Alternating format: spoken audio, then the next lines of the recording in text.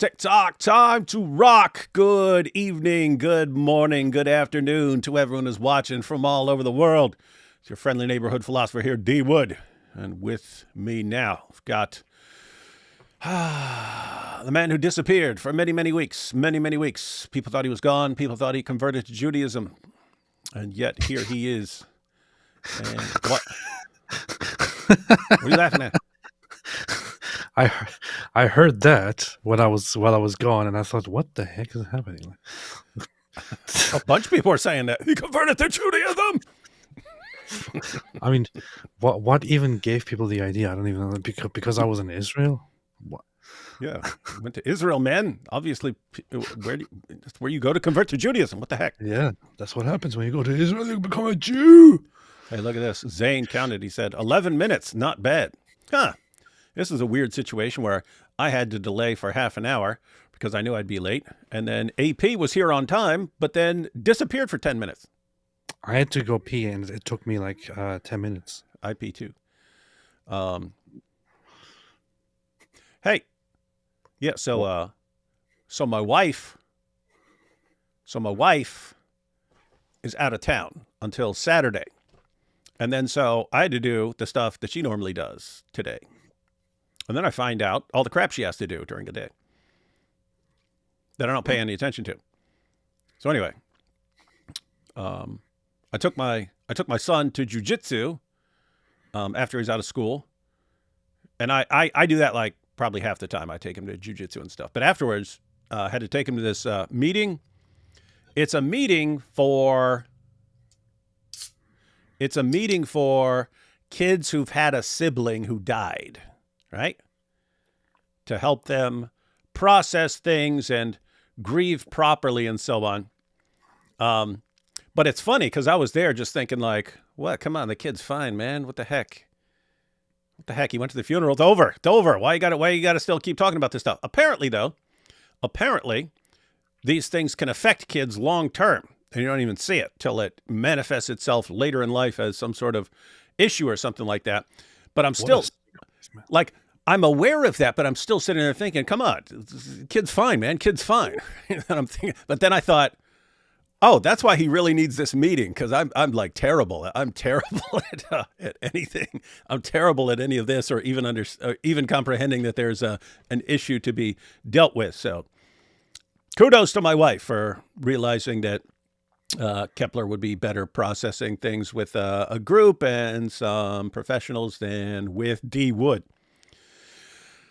So anyway, that's what I was at. But I had to sit through this thing, and they gave us chicken nuggets and mac and cheese. So that was funny. Sitting there eating chicken nuggets and mac and cheese in there. Cool stuff. Hey, look.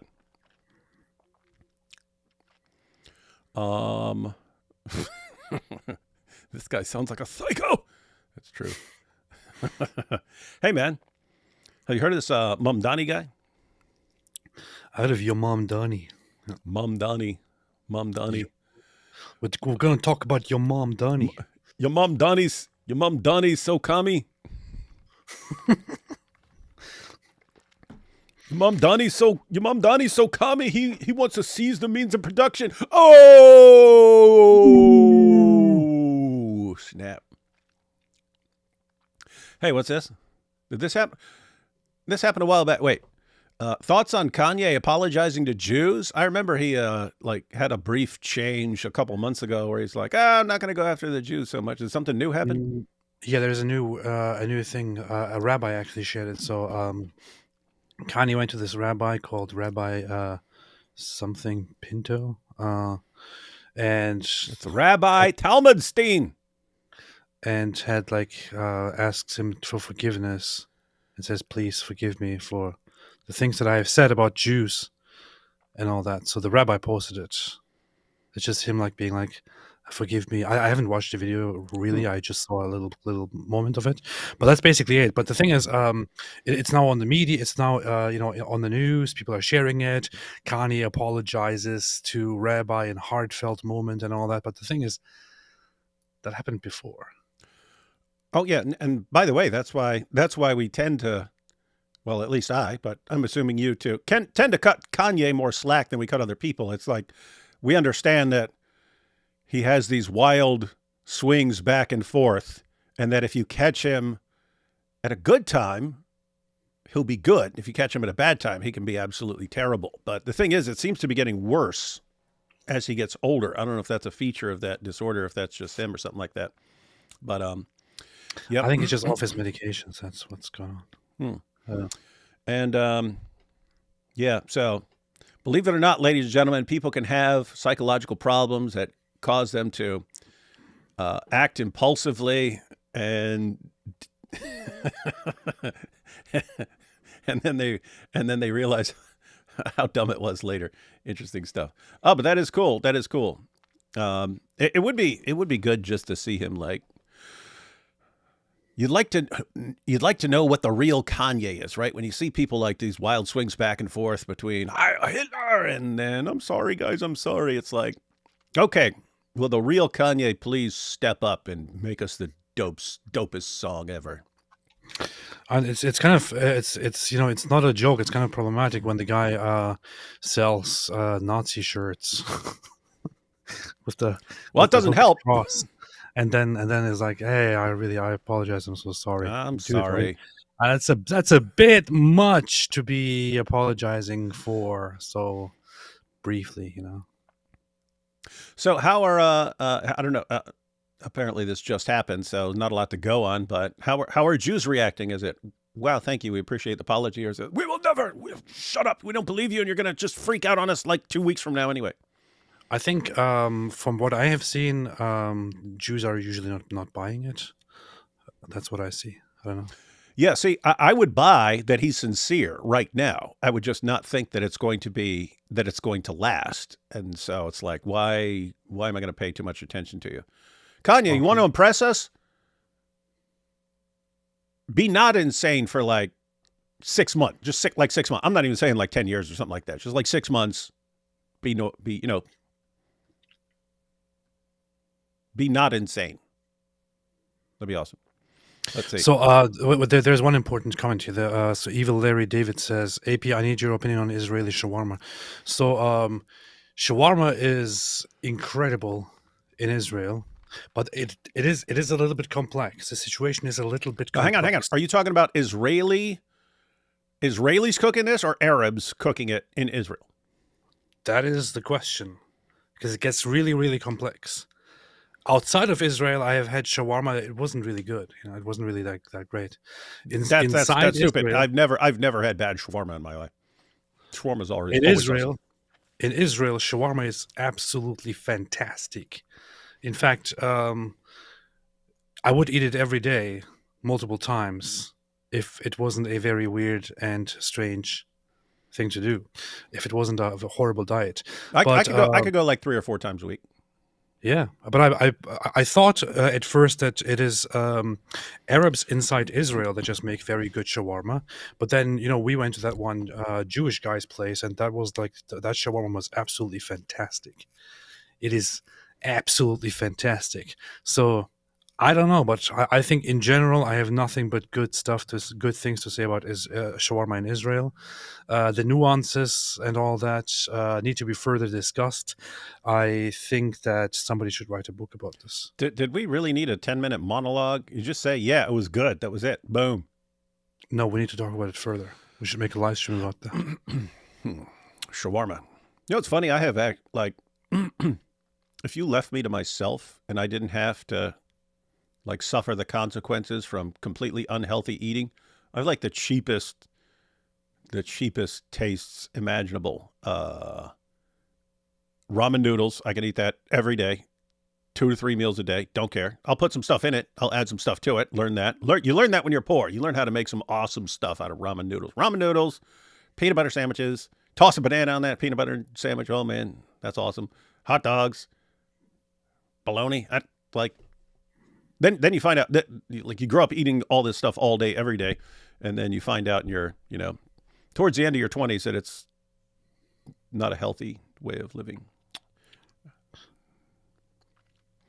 Let's It's see. very humble of you. Very, very, very, very nice. I only eat the most expensive things. I always look for the most expensive stuff that I can find. If I see food that costs average, that has average cost, I need to find an app or something where I can find the most Make it more expensive expensive. food in town Mm-hmm. and order that and eat it. And sometimes not eat it, just look at it. That's how I live. Totally. Beast. A lot of Democrats consider Mamdani to be moderate. What?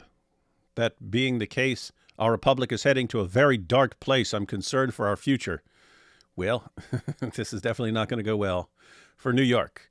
What you can hope is New York will be a beacon of the terrible effects of electing an Islamist communist A beacon mayor. or a bacon? A bacon. New York City about to outlaw interest. Ironic. That would be funny. D-Wood, did you see my email about what 50 Cent said about it? Yes, but I saw your email, but I didn't check it out yet. But I've seen that 50 Cent is not a fan of Mamdani and communism. Smart. Hello, my lovely, miss you both, but AP Moore. AP, did you get to go south and north of Israel, or did you just say only in the center? By the way, Sam blessed me too once. I just asked a question to learn about Christianity. Listen here, you two scum! I'll tell you, and I'll talk about your mother. It was probably like this. Ida goes in and is like, I have a question about this thing about Christianity. And the response is, Ida, do you want me to block you? Do you want me to block you, you spiritual bastard? You spiritual whore! You son of Satan! You son of Satan! Prostitute! Synagogue of Satan! Anyway, so where did you stay in the center, or did you go around? No, I was mostly in Tel Aviv.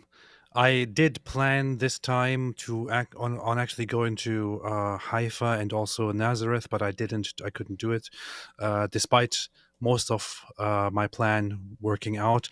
That part of the plan did not work out. I did go to Jerusalem, spent most of the time in Tel Aviv, some of the time in Jerusalem. That's basically what it was. Beast.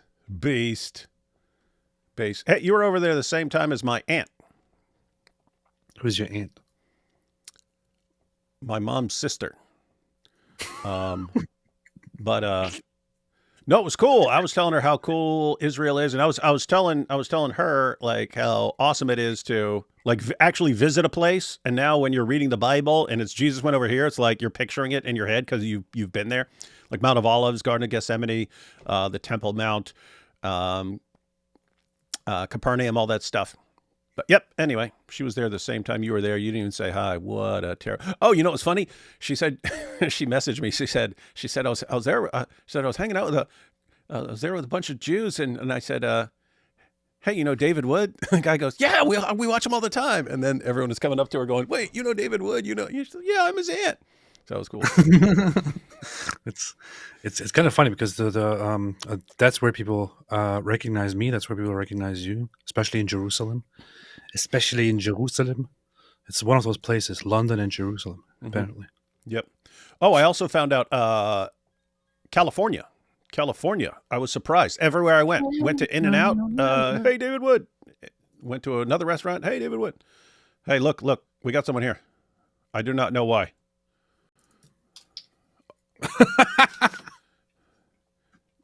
Dude, he came in to pee. Do you have thoughts? Do you have thoughts on Mamdani that we need to be aware of?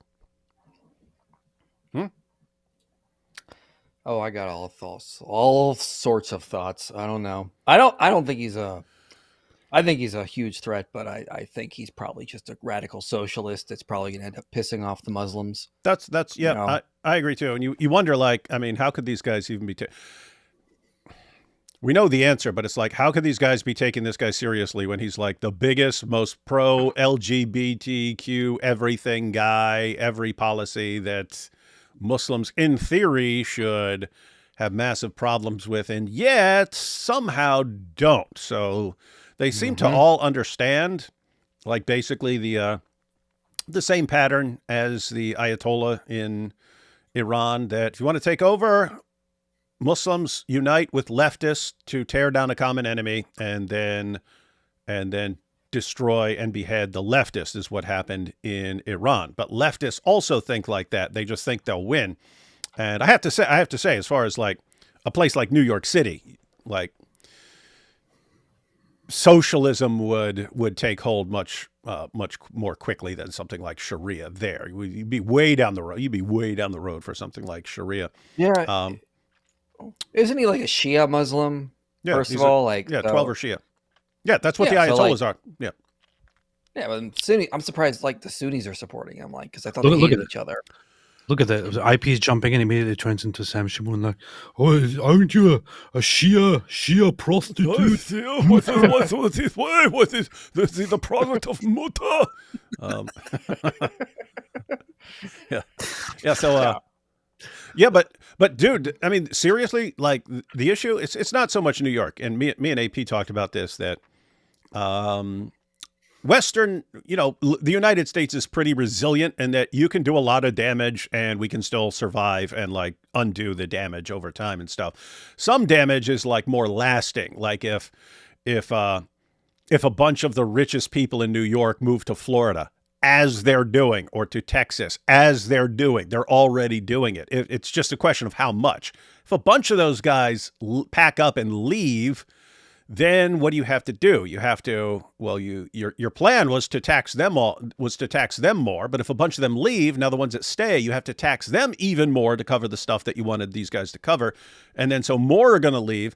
And, by the time you elect a new mayor, it's like, oh, guys, come back. We elected a new mayor. It's like, we don't trust you. You got what? We're going to go set up a long-term, lifelong business in a place that on the drop of a dime will say, hey, let's get a communist and put him in power. No, not interested. So you can get rid of people and lose people that you're not going to get back. And so that's New York. And so New York looks like it's on a very dangerous path. The concern is like, if New Yorkers fell for this, like, who's going to be immune to this? This idea of, let's get some young go-getter with a young face to go around and get all the college students riled up for him, even though it's stupid, insane policies that never work. The young people don't know. And a bunch of the old people have been brainwashed into thinking that in order to atone for the sins of colonialism, they need to vote this guy in and so on. It's like, that seems like that could work in a lot of other places. And so if they're all taking this as, wow, this is how we can take over an entire city. They've been doing it in the UK and in other places. Mm-hmm. But now it's going to be, hey, this works in the United States of America. Let's do this everywhere. Fun times, man. Yeah. I don't think it's gonna be everywhere. We know, like, New York's a huge immigrant city, so like all the people that are elected him, it's mostly people that are immigrants. I mean, native New Yorkers, people that were born there, voted against him in that demographic. So not this the is young the problem people. not young people. It's fair, but I mean, like, still, it's a lot of that. This is what happens when you do mass migration unmitigated. You bring in a lot of people, they start changing the culture. I'm not against immigration, but this at mass immigration where you just bring in all these people, yeah, you're going to expect them to change the culture, and they're going to elect a socialist who's going to ruin the city. But I mean, this is another one of those historical learning phases, I guess they got to go through, where they have to learn that, oh yeah, this didn't work. Gee, I wonder why. I mean, anytime socialism is tried, it fails. It always fails. Venezuela, Cuba, I mean, Laos, Vietnam. I mean, you just go over the examples. It's always leads to authoritarianism, poverty, big separation between the elites and the poor. It just simply doesn't work. And over and over again. This time it's different. Look at this guy sounding like a filthy capitalist. This time it's different, man. This time it's different. Oh, he's got a point. Maybe it just hasn't been done correctly, IP. And so this time is going to work, man.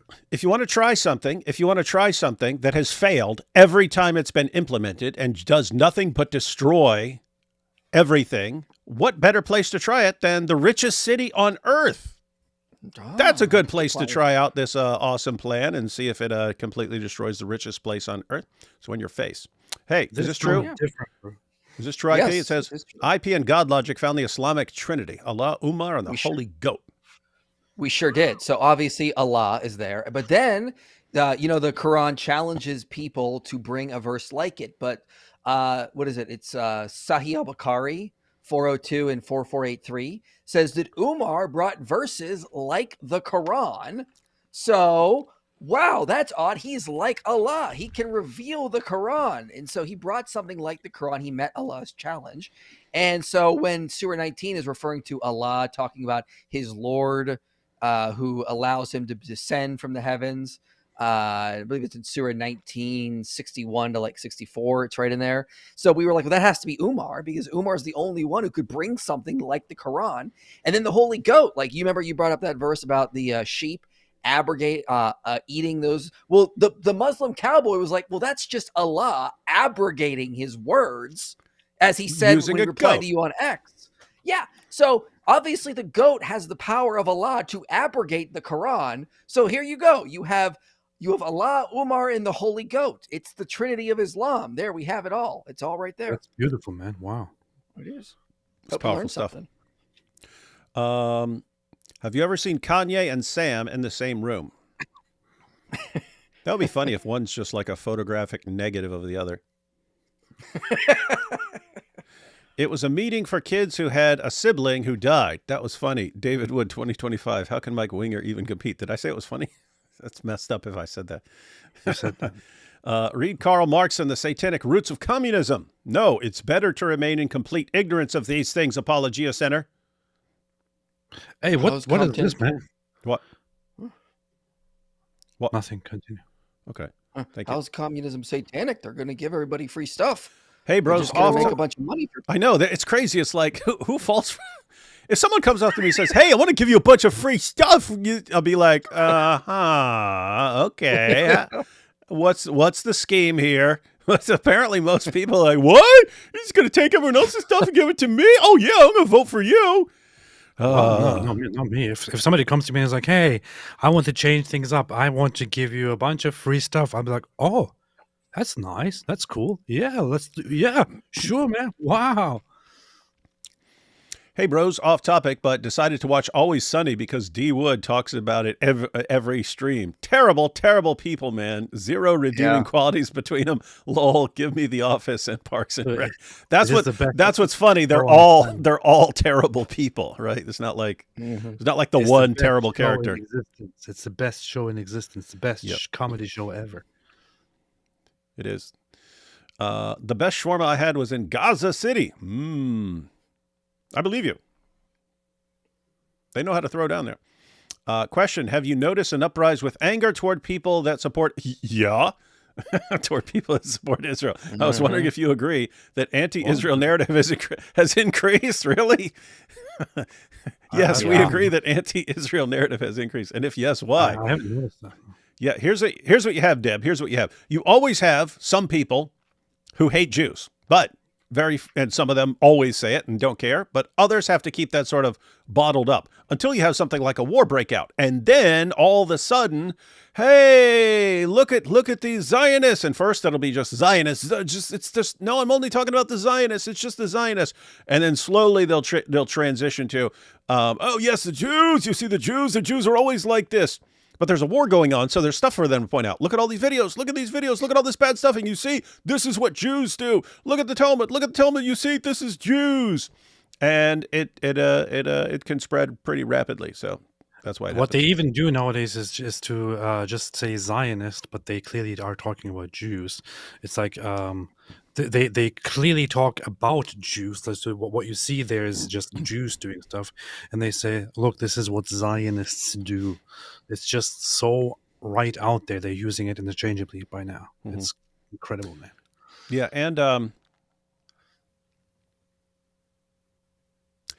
and it gets that's true. Yeah. The anti-Israel narrative has increased. Here's the thing. If a Jew does something, yeah, you can condemn it in a heartbeat. If there's a messed up passage in the Talmud, say, hey, that's a messed up thing that rabbi said and so on. But for some reason, when things start off, anything that any Jew has ever done or anything any Jew has ever said becomes fair game to say, this is the Jews. That's my objection to all the anti-Jewish stuff. It's you'll take something this person did or that person did or this person said or that person said, and you keep saying the Jews. And when I object, when I say, hey, stop, no, that's not true. Or as AP did, no, it's not true that if a Christian can't walk down the street in Israel without getting spit on and so on. When you say that, they go, oh, why are you licking Israel's balls? He must have been paid $7,000 to say that. Oh my goodness, he's been compromised. Now I need to go back and worship Nick Fuentes. And it's like, do you not realize how freaking pathetic you sound? Anyway. Right. By the way, David, his name is now Burrito Mussolini. Oh yeah, I saw that. That's classic Burrito Mussolini. AP and Dr. Wood, the question my then 10-year-old granddaughter wanted an answer for from Sam Shamoon was, who was more important, Jesus or Judas? Her reasoning, no Judas, no crucifixion, no Christianity. Please don't call her names. What happened? Was this a lady yesterday who said that Sam started calling her daughter names or something? Yes. Her the 10-year-old girl asked the question, and Sam in response called her a whore. This is I think this can be answered pretty easily. Obviously, Judas was not necessary. Trying to find the verse. It's somewhere in John where Jesus is praying. I think it's in the farewell discourse where he is praying for Peter. He's praying that he's like, I've not lost one of you except like the son except he refers to Judas so that the scriptures would be fulfilled. So Jesus was praying for Peter because Satan, there's a place in the Gospels where Satan is like, he wants to tempt and get control of Peter to do evil, and Jesus prays to prevent that from happening. So it could have been anyone to fulfill the scriptures. Judas had basically made his decisions of who he was going to be, and so God just simply used him in that instance. Yeah. Go ahead. Oh, I just wanted to point out, and I mean, Judas just said, oh, he's over here. He gave them the location. They had already decided what they were going to do with him. So it was kind of a matter of time before someone said he's over here. He shared location. Yeah, he basically just shared a location. And so, I mean, there were more disciples beyond the 12, as the book of Acts shows us. So no, Judas was not necessary. I mean, he made his decision. He was part of the plan, and God let him go follow his evil desires as he lets many people do. And that's just part of the free will that we have in this life. Yeah. So see how you can answer this question without calling a 10-year-old girl a whore. Yeah. So, long story short, the answer to your question is Jesus is more important. With that said, that's a deep, interesting question coming from a 10-year-old. Yeah, I mean, we don't want to call 10-year-olds whores or, what Muslims do, wives. Let's not do that. Hey, look at this. Sam called my mother a whore because I called him out for insulting people.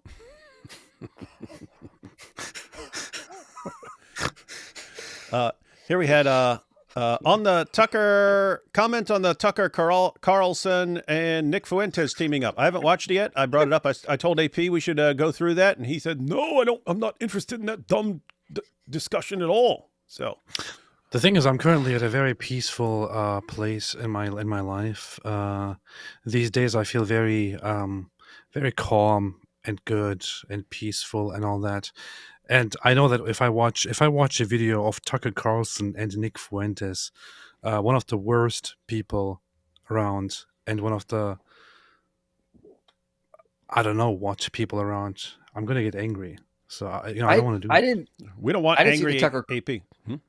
I didn't see the Tucker Carlson interview, but I saw him on PBD, and PBD was like, that was a pretty okay interview. I'd say I wish that Patrick would have pushed him in some ways, but like they played clips of Nick basically admitting that he thinks race mixing is a sin or degenerate. I also wish he pushed him. Yeah, what I heard, and someone confirmed this in the chat. There's the Tucker Carlson, Nick Fuentes interview is like, Tucker's like, well, why does everyone hate you? You're just a young boy that loves Jesus. And Nick was like, yeah, I'm just a boy that loves Jesus and wants to get along. And then Tucker would have been like, yeah, and by the way, the Jews are evil, aren't they? And they were like, yeah, the Jews are evil. I'm told that's basically the interview, is that basically Tucker just said, you're such a good young strapping boy. I don't know why anyone hates you. And we both hate the Jews. Isn't that right? Is that basically what it was like? because I haven't watched it, but that's what people told me. I haven't watched it either. I would watch it live, which apparently I'm not allowed to do because AP's shielding his feelings from being negatively influenced by Tucker Carlson. On Tim Pool Show, a guy said, only thing he is sure is Zohran is gay. Possible. Would not be surprising. How long before Mamdani builds walls to keep New York Cityers in? Now, that would be awesome because that would lead right into Escape from New York with Snake Plissken having to do a rescue mission and bring all those rich people out. All the rich Jews should abandon New York. Yeah, imagine being rich and Jewish in that place now and having the next 4 years to look forward to. Kufar spent like a week in juvie, and now he thinks he's a psychiatrist. Sam has a disorder. Kanye has a disorder. Prophet Muhammad too. Dr. D. Wood, everyone. Yeah, there are a lot of disorders going around. That's true. Disorder. Iffy about Zohran. Has he had his al-Zut shots? Well, he's going to want some al-Zut shots if he wants to keep his strength going for 4 years. Sam should go to New York City. In a few years, he'll lose weight. Because there won't be any food. It's messed up. What do you think of Dia Calzone? Yummy. I always wanted to move back to New York City, but maybe the Lord will call me to be a missionary to the Muslim nation of New York City instead. I do think Mamdani will have a difficult time implementing his commie ways. Yeah, there are... You can't just be mayor and think that you can do anything. So he knows that. You got to get other people working with you and stuff. So the big thing is just if the city makes it clear that they're heading in a socialist direction, that's gonna be bad for the city. Hi, IP. I'm sorry. I know you were saying something clever, but my ADHD was focused on AP cleaning his chair and making a very serious face during that. I know. I for some reason, I'm not sure how that happened, but I spilled my Red Bull all over myself in the chair, so I had to clean that. I'm sorry. Well, I actually have I don't even think I talk about this, but I have like severe ADHD. I had like piles of papers everywhere. Can't get organized. I've actually cleaned my room to where it was clean twice since I've been out of prison. Twice. And it gotta clean your room. It did not last long. All sorts of problems. Back when I was in graduate school, they sent me to they have like a psychiatrist there on campus, a little counseling place in there and stuff like that. They're like, hey, you're massive ADHD. You got to go to a specialist. The specialist, once he found out like my past, he didn't say it like this, but the impression was along the lines of, we don't want to put anything into your, it's like, okay, you're a violent psychopath and now you're doing okay. We do not want to do anything to your brain that might trigger something. And we definitely do not want to help someone who could turn into a serial killer focus better.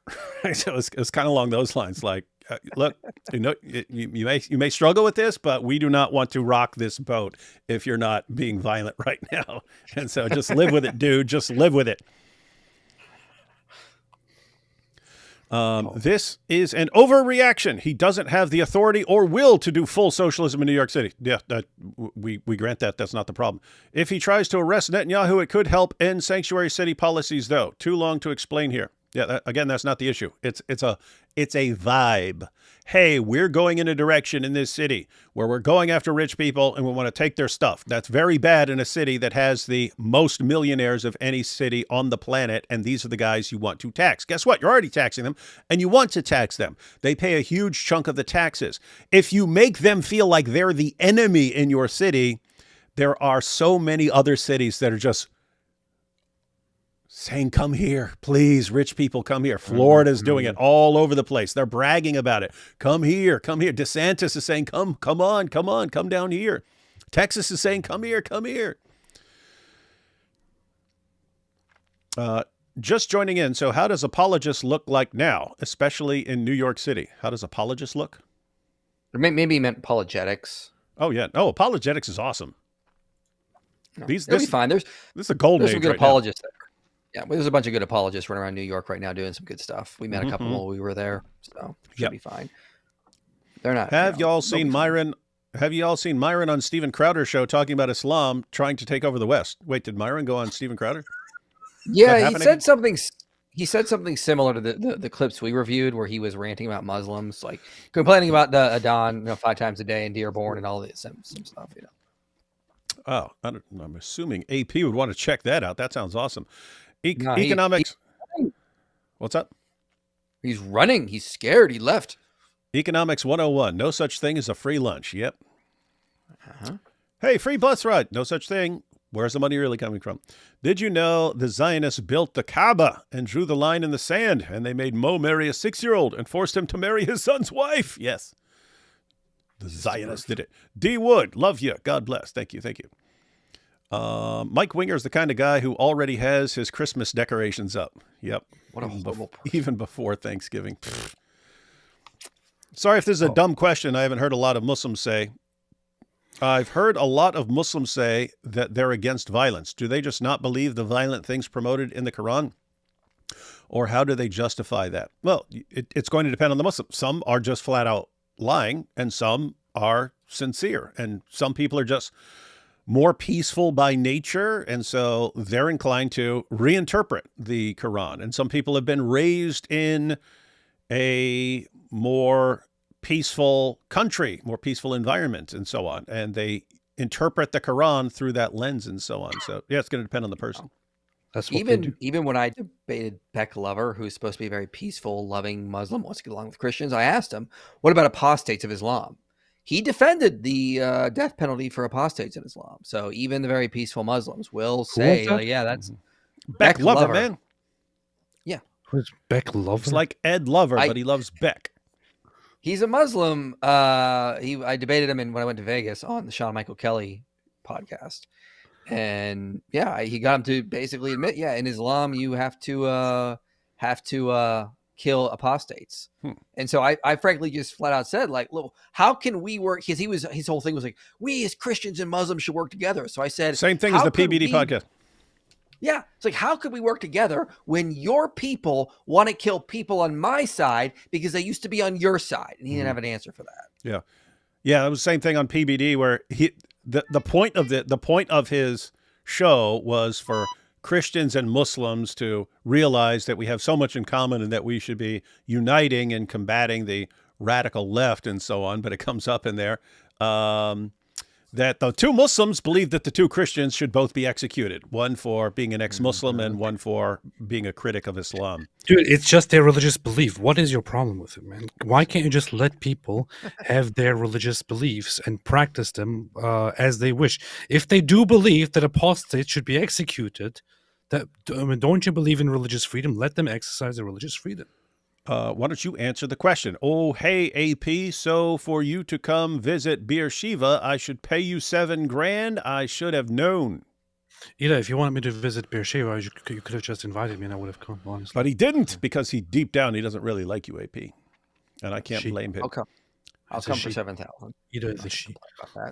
Dark humor is like food. Not everyone gets it. Joseph Stalin, probably. Why is AP's head bigger than D Wood and IP in the screen split? Yeah, because AP always changes his stuff and then makes his head like giant, like a giant melon. I'm tiny. You guys Sorry, came in halfway, but what he's talking about doing, Massachusetts has already done, and they are doing just fine. Number of millionaires increased rather than dropped. Oh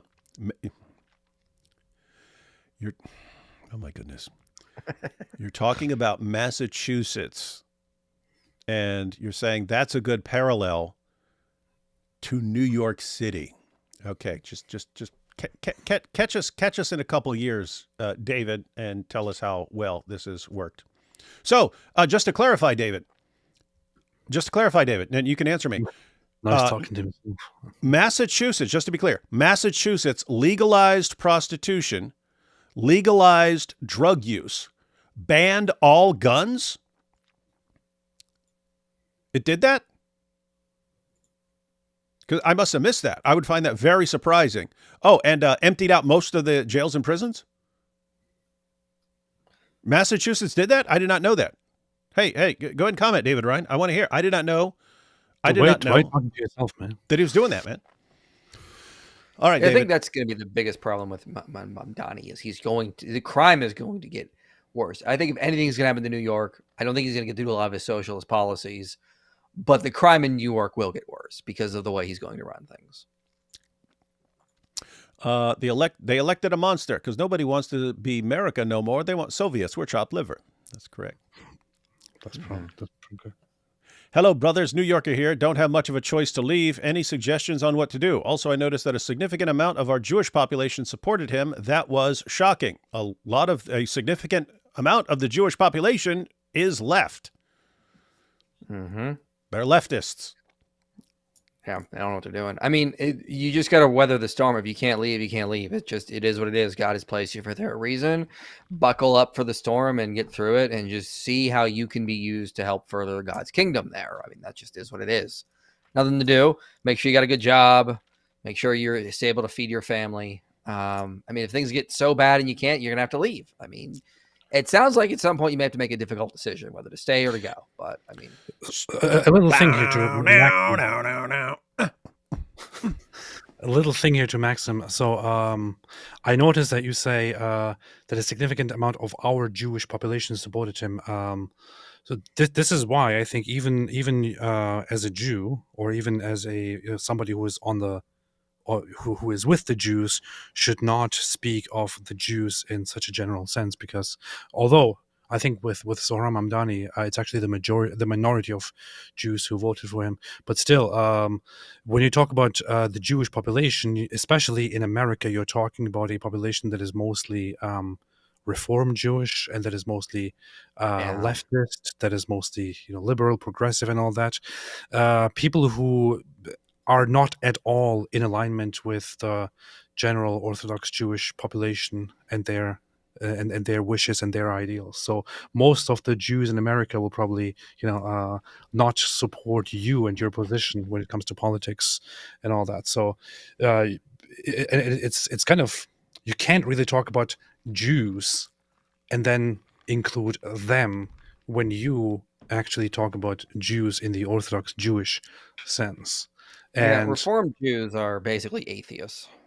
And I actually think, especially seeing these developments over the last months or so, I think that Jews specifically, Orthodox Jews who are conservatives, should be on the forefront and should start talking about the fact that so many of the leftist, secularists, Reform Jews, and I'm not talking about all Reform Jews, but frequently, very often so, that those Jews are part of the problem and that they are actually also on the forefront of those who make things worse for Jews in general. I think Jews should be coming out and speaking about that, and pointing that out and drawing a line between themselves and those Jews who always work against the interests of Jews and of conservatives, so that you can also then spread the message that that you, conservative, as in politically conservative, and religiously Orthodox Jews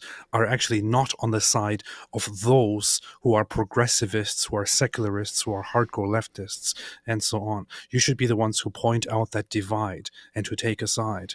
It will make things better in general. And just to be clear, I mean, the conservative Jews are not Orthodox Jews. Conservative Jews are like basically Reform Judaism with some sprinkles of Orthodoxy in, but they're still more closer to the Reform Jews. The Jews that actually follow the Torah as best as they can would be the Orthodox Jews. Which is why I said politically conservative. I wasn't referring to the religious conservative. Yeah. Well, we did hear AP condemning lots of Jews and then bossing them around and acting like he's the authority over Jews. So anyway, we'll just. It's true. Well, I am the king of. I am their leader now. So yeah. Just remember, everyone, when Kanye goes sane, AP loses it. Nick said he's a fan of Stalin. Tucker didn't push back. Tucker said he hates Zionist Christians more than anyone. He hardly pushed back on anything. Shocker. Not Tucker. Mm-hmm. So that means Tucker Carlson hates Charlie Kirk. Good. Well, he's doing a bang-up job of destroying Charlie's organization. So If Muslims truly read the Quran like you guys read and study the Bible, Islam couldn't exist as anything substantial. It directly contradicts itself. Yeah, it's one of the things you'll find is that Muslims do not read the Quran. Yeah, just did a live where we were talking with Muslims, and of course the Islamic dilemma came up, and then they're telling us all this. They're not going what the Quran says. Their word of God, their scripture is the Dawah script, and so confirm doesn't mean confirm. Muhammad means criterion, even though it doesn't mean criterion, and every lame excuse in the book.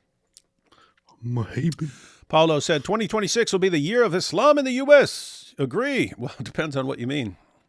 If you mean Islam getting crushed, then yeah. Mm-hmm.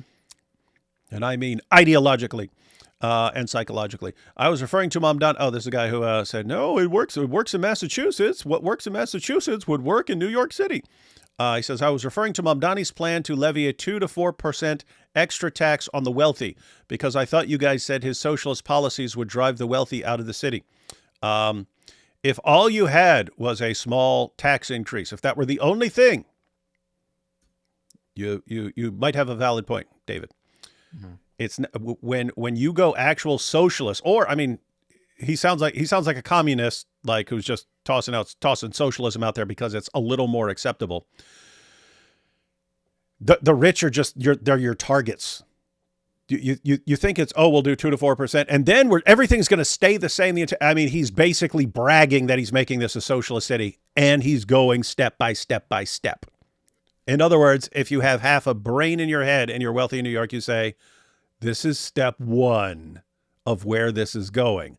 Do I want to wait here to see if it turns out great, like in Massachusetts? No, they don't. And so they're going to leave. He said, I would be happy to debate this further. I think we should find a lot of agreement. Dude, we probably agree on almost everything, just to be clear.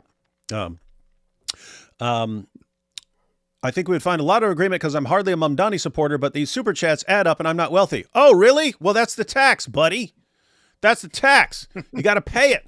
What do you want? Someone else to pay for your super chats? You want me to tax some millionaires to pay for your super chats? That's what Mamdani would do. Hey, we should come up with a system where rich people pay for the super chats of everyone else, and we make them do it, right? Like they don't have a choice. And it's like, hey, you, we saw you with your $100 super chat. You're going to pay this guy's $10 super chat because we know you got the money. It'd be awesome. So yeah, David. No, well, David. To be fair, these things could go in all kinds of directions. It's possible, as I mentioned before, that someone sits him down and says, okay, you could do a couple little things, but you're not doing this because this will ruin things or because this will be too bad for the party. So there's a possibility because he's got to work with other people and there are powerful people. And so they could kind of keep him on a leash so that he can't go too far with his stuff. Or things could go really, really bad, really, really quickly. So it's, we can make our predictions but we have to see what happens. That'll happen. Yeah. Fuentes is horrible, but some elite lefty coastal Ashkenazi Jews really are trying to kill the rest of us. I say this as a Jewish American. It's okay to talk about Alex Soros. What is it? He's talking about, George Soros and his grandson or something. Oh yeah. Yeah. The fact that they're doing that has nothing to do with their ethnicity, though. Like, this is a weird correlation. This is the Jews. This is what the Jews do. AP, you were always invited to Beer Shiva to see lots of Bedouins, camels, and me. But you should know, I don't have 7,000. Why is he going then? Next time. Okay. Jews are part of the problem. AP 2025, how things have changed. That's what I said. Yeah. Brothers, I attended one of Sam's live PC. What's a PC? I mean, it's personal computer, but what's live PC? Public chat, maybe. Okay. Sam's live something. You can't curse people and preach Bible. Sam lost his path, and we will pray for him. Love you all, and God bless. I will say, I just have to say, we're going to talk about this in length. We're going to talk about this extensively. Sunday. But in all honesty, yes, Sunday. But in all honesty, imagine you are a Christian and you go on a channel to listen to stuff about Christianity, and on that channel you ask a question as a Christian, and in response to your very innocent question, or which to your question which appeared very honest and innocent to you, the response that you get is that you are a son of Satan and the child of a Shia muta prostitute and all that. And, and if this is happening on every single live stream, I honestly have to say nobody should be listening to that channel anymore. Yeah, nobody should listen that. Nobody should regard that channel as a good channel. Nobody should regard that channel as a source of goodness, of good morality, of good anything. Nobody should listen to that anymore. And I fooled myself thinking, I can't judge that guy and all that. When everybody else around me was telling me, "Hey, dude, don't interact with him," I thought, I'm a terrible person in many ways. I won't judge him. I'll give him a chance. All that. I'll give him a chance, and then he actually started attacking me. And then he actually started attacking me in the most vile ways. And I realize now only, unfortunately, I was dumb enough to not see it. I realize now only that that he is an absolutely horrible person, and that this is him just being a terrible person is not the only thing. It is that he has a major channel that is supposed to be a Christian channel where he preaches and where he teaches. Right. And together with those teachings, you get some really, really, really sickening behavior. And nobody should be listening to that channel. Yeah. Here's how this actually works, right? When you're online, you're drawing from a pool of the entire world population. There are enough people in the world who like that kind of behavior that you can actually get a following just with the terrible, terrible behavior, right? And it's kind of a process of unnatural selection, right? People say, "Hey, go on here, Sam. He's a great Bible teacher, and he's humiliating the Muslims and stuff." People are like, "Oh, let me go on there and check this out and stuff." And then, "You're a whore, you slut, you're a whore, your mother the whore." Lots of people are repulsed by that and they go somewhere else. Well, guess what? The people who like that sort of thing or into that sort of thing, or who like being abused and talked to like that, or who like watching other people be abused and talked to like that, well, they stick around. And so he always has this like core following, and he loses some of those people because eventually he had people like, they're just, okay, I'll put up with this because the great Bible teaching and stuff. But eventually it's like, I can't. And they go away, but new people come in. And so that's how it works. Alhamdulillah. Richest is a changing category, by the way, goes around. Yeah, that's true. Right now, New York City is the richest in terms of the number of millionaires, 384,000 millionaires in New York City. Thank you so much for your encouragement and such an important reminder. But AP, you would be surprised. There was a video of Zohran at a Hasidim gathering claiming his mother was Jewish. Still, I love all you. Stay praying. I think Mamdani will say pretty much anything. Mm-hmm. Alhamdulillah. Saw a meme today saying that Andrew Cuomo and the Kuomintang are fleeing to Staten Island from Chairman Zohran. Oh, yeah, I get it. I get the parallel. The communist revolution in China. I can't sleep. Finding you guys are live is a nice surprise. I heard Jews are spitting on Christians on Arrakis lately. Love you guys and good night. Yeah, how do you answer that? It's just, I mean, if it's fun to do, I would do that too. Yep, we all do that. Be heard. Yeah, who doesn't do that? Will Rep always lose high immigrants areas? Yes. What, Republicans? Oh, yes. I don't know. Maybe. No, you do have lots of like Hispanic immigrants are actually more conservative. They're culturally more conservative, and they don't fall for the vote for this policy that goes completely, vote for this person who will impose these policies which are diametrically opposed to everything you believe in. So just keep in mind, immigrants come from a bunch of different places, and they have a diversity of views and ethical standards and so on. But you basically have like one party that like, it's, hey, you owe us. So you have to constantly vote for us, even if we're going against everything you believe in. And some people fall for that, but some people don't. Trump won a bunch of like high Hispanic counties on the border in Texas this past election. So, you know, it's definitely not going to always be a Republican loss. It will change on different policies. That Sam dude reminds me of my older sister. I cut all ties with her almost 10 years ago. Best decision of my life. Well, some people are completely toxic. If Jews do bad things, it's not because they're Jews. Jewish culture doesn't say to get rid of other groups. Some of these chatters are bonkers. Yeah, we know. We trust. I'm sorry. That's not how it works. If a non-Jew does something bad, it is that person's fault. If a Jew does something bad, it's the fault of all Jews. That's how it works. Yeah, that's very true. So how are you not getting this? We've pointed it out many times. I'm very concerned about Israel's future. Mamdani proved you can be anti-Israel and still win elections. Polls show that the youth have become increasingly anti-Israel. Yeah, that's true. And Nick has got a grip on the youth and gets 50,000 plus views. Yeah. Yep. Those are the times we live in. Those are the times we... Yeah, I mean, we also got to think, though, like the anti-Israeli sentiment has sort of come up within the past couple of years. That means it can also shift again pretty fast. So let's see what happens in terms of policies in the Middle East. I don't think the Islamic nations out there are just going to be peaceful, loving, hunky-dory places over the next 20 to 30 years.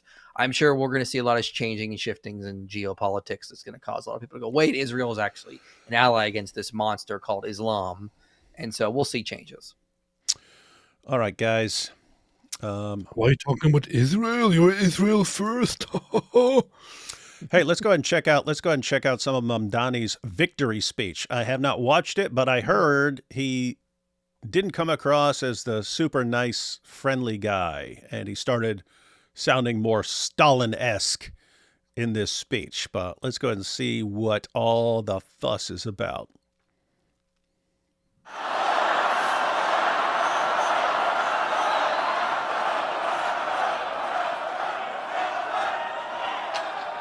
Death to America. Thank you, my friends. Friends. It's comrades, dude. It's comrades. Yeah.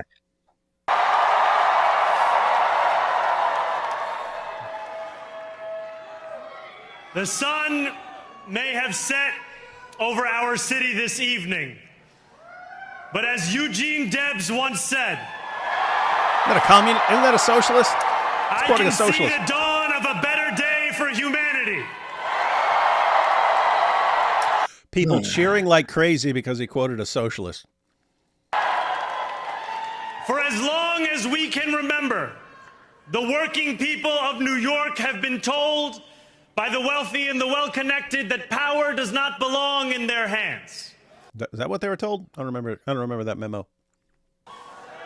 Fingers bruised from lifting boxes on the warehouse floor, palms calloused from delivery bike handlebars, knuckles scarred with kitchen burns. These are not hands that have been allowed to hold power. And But now you voted for me, and now you have the power. Pause for a second here. This is the funniest thing. This is so hilarious. This is such a typical stereotype when it comes to these communists. And he is very much a communist. His speech immediately starts with this appeal to emotions, to the working class, to those who actually do and go and do work. Just a quick question to everybody. What do you think Zohran Mamdani did in terms of work in his life? Mm-hmm. Does anybody know here? I bet he was a rapper. He was a failed rapper. That's all I know. He has never worked a proper job in his life. That's why he's a communist. It's always them. I mean, just read Animal Farm. I mean, that's what happens. I mean, if you read Animal Farm by George Orwell, it's basically sort of like this. The pigs lead the revolution to take over, and then the one pig doesn't really do a lot of work, but he gets in charge. And then, of course, now all animals are equal, but some are more equal than others. It's always the same cycle over and over again. These stupid intellectuals in college who don't know anything about work, who don't know anything about blue collar work, start pushing this communist nonsense. They rile up a bunch of people in hopes that they'll get more money, more power. And then what happens? They become elites and start oppressing the poor again. We saw this in the USSR. We saw this with Pol Pot. We saw this in China. Endless repeating process. Yeah, think about this. I mean, this is Zohran Mamdani from an immigrant family. His father is an extremely anti-American professor at Columbia University. So his father is a professor at an Ivy League school. His mother is an award-winning film producer whose films for, I think, a decade were funded by Qatar. Zohran has absolutely no qualifications, and yet he's just been elected mayor of New York City. And he's saying that this means that the guy with, scuff marks on his knuckles from his job now has the power. And people cheer for that idiotic nonsense. And the funny thing is, he's talking as if it was the working class that elected him. According to the data, the working class did not elect him. He was mostly, so those who caused him to win the election were the middle class and the upper middle class. So it wasn't the working class. So who is he talking to here? It's very funny. Pretty lame and stupid. Let's see. This is how it Over always the goes. last 12 months, you have dared to reach for something greater. And that thing is me. That's what I was just thinking. Tonight, against all odds, we have grasped it. Bro, What? not in the Zoot sense. I mean, Not in the Zoot sense. The future is in our hands. Like Muhammad was in the hands of... My friends, we have toppled a political dynasty. Like the Zoot toppled Muhammad's rear end. See, this is just a lesson to everyone. Anything can be turned into a Zoot joke.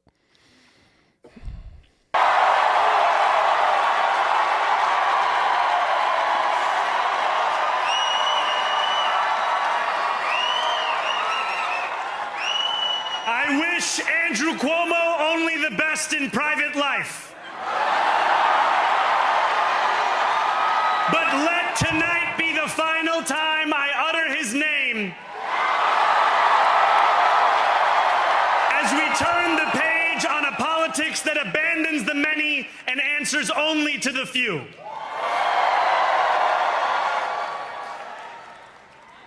New York, tonight you have delivered a mandate for change.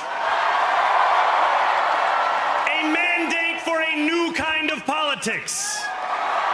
A mandate for a city we can afford. And a mandate for a government that delivers exactly that. I'll No. bet my savings account that the city will not become more affordable. Yeah, and I would. I mean, unless it just turns into a hellscape and no one wants to live there, and you can just buy stuff. But no, it's just people voted for this. I mean, leading right up to the election, once people finally started paying attention to what he's claiming, things started shifting, and it was I saw something like if the election had been a week later, given how people's view of him was changing because everyone started sharing clips of all the insane stuff he was saying. If the election had been a week later, he would have lost based on the amount of ground he was losing just because people started actually sharing all the insane stuff that he said. But him saying, "Hey, you voted for this, you voted." A bunch of young people on college campuses got revved up by a guy running around. Hey, I'm the young guy. I'm going to stick it to the establishment and I'm going to make this city affordable and I'm going to give everyone free stuff and I'm brown and I'm Muslim. That's what they voted for. Not that they weren't voting for, let's legalize prostitution and let's legalize drugs and let's do this and they weren't voting for that, man. On January 1st, I will be sworn in as the mayor of New York City.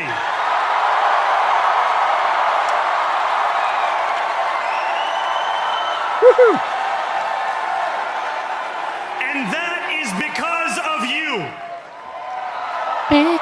That is because of you and your ignorance and your gullibility and your complete stupidity and your lack of understanding of anything in history or in politics or in reality. It's all because of these things that I now stand before you. Wait a minute, what the heck? What? I'm checking the exit polls of the elections here. On the question, do you think the condition of New York City's economy is those who answered good, 59% of them voted for Zohran Mamdani. Those who said it is not so good, only 48% voted for him. Those who said the economic situation is poor, only 42% voted for him. So this is, I don't get it. The highest percentage of voters who voted for him actually think that the economy in New York City is good. But aren't they supposed to vote for change here? Especially economically? Isn't that what's being propagated here? I don't really understand. You're trying to use reason and apply it to this. That's just not going to work. We're talking about a socialist, okay? They don't use reason. They believe in fantasy land. This is so strange. Okay. I think you guys are both just jealous of Zohran. So before I say anything else, I must say this. Thank you. You're welcome. Thank you to the next generation of New Yorkers who refuse to accept that the promise of a better future was a relic of the past. You showed that when politics speaks to you without condescension, we can usher in a new era of leadership. We will fight for you because we are you.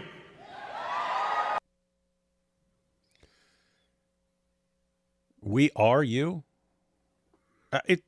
I'm serious. It is seriously amazing to me that like someone who's literally born with a silver spoon in his mouth, the most elite of the elite, again, Ivy League professor, film producer, mother, never had a real job in his life, gets thrust into, not in a zoot sense, but gets thrust into politics as mayor of New York City with no qualifications and saying, see, I'm just like the rest of you. That is indeed Fantasyland. Or as we say on Steinway, ana minkum wa ilaykum. Yay, he said the Muslim thing, yay! Thank you to those so often forgotten by the politics of our city who made this movement their own. I speak of Yemeni bodega owners and Mexican abuelas, Senegalese taxi drivers and Uzbek nurses, Trinidadian line cooks and Ethiopian aunties. Yes, aunties. Columbia professors and rich film producers. Why isn't he talking about the drug dealers? I don't understand. And why does he keep talking about everyone at their jobs, their hardworking jobs, where they work hard at their jobs? And he's like the opposite of them and acting like he's one of them. It's like, how are people so stupid that they fall for this? Why is he not talking about white people? Yeah, what about white people? To every New Yorker in Kenya. It's funny. It'd be funny if he was going down the line and then he said, and dirty Turkish criminals. He would have lost his mind. But like, what? How dare you talk about Turkish people? How dare you, sick? Kensington and Midwood and Hunts Point. And Jewish genociders. Boo! Waiting for him to say that. Know this. This city is your city, and this democracy is yours too. This campaign is about people like Wesley, an $11.99 organizer I met outside of Elmhurst Hospital on Thursday night, a New Yorker who lives elsewhere, who commutes 2 hours each way from Pennsylvania because rent is too expensive in this city. It's about people like the woman I met on the BX-33 years ago, who said to me, I used to love New York, but now it's just where I live. All right. And it's about people like Richard, the taxi driver I went on a 15-day hunger strike with outside of City Hall, who still has to drive his cab 7 days a week. All right. My brother, we are in City Hall now.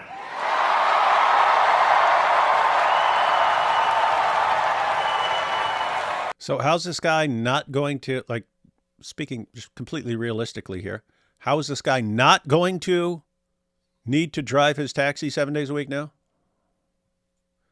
Because Zohran's gonna take money from rich people and give it to him. Yeah, but he's saying things like, "Oh, and we're going to give free bus rides." And okay, what is a taxi driver? What's he need a free bus ride for?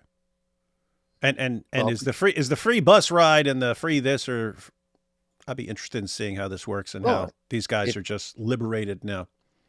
Well, I mean, if the government's going to start doing that kind of stuff, that is going to take money away from cab drivers. I mean, Dude, you're not getting it. You're not getting it. He's going to give free bus rides to people, so they will no longer have to use the taxi. But at that point, the taxi driver also no longer needs to drive his taxi because he can just use free buses. So therefore, he will ride free buses and go all the distance that he would normally go in with his taxi rides. Now, how will he afford anything else? We don't talk about that. No. There's nothing else to afford, guys. Come on, be realistic.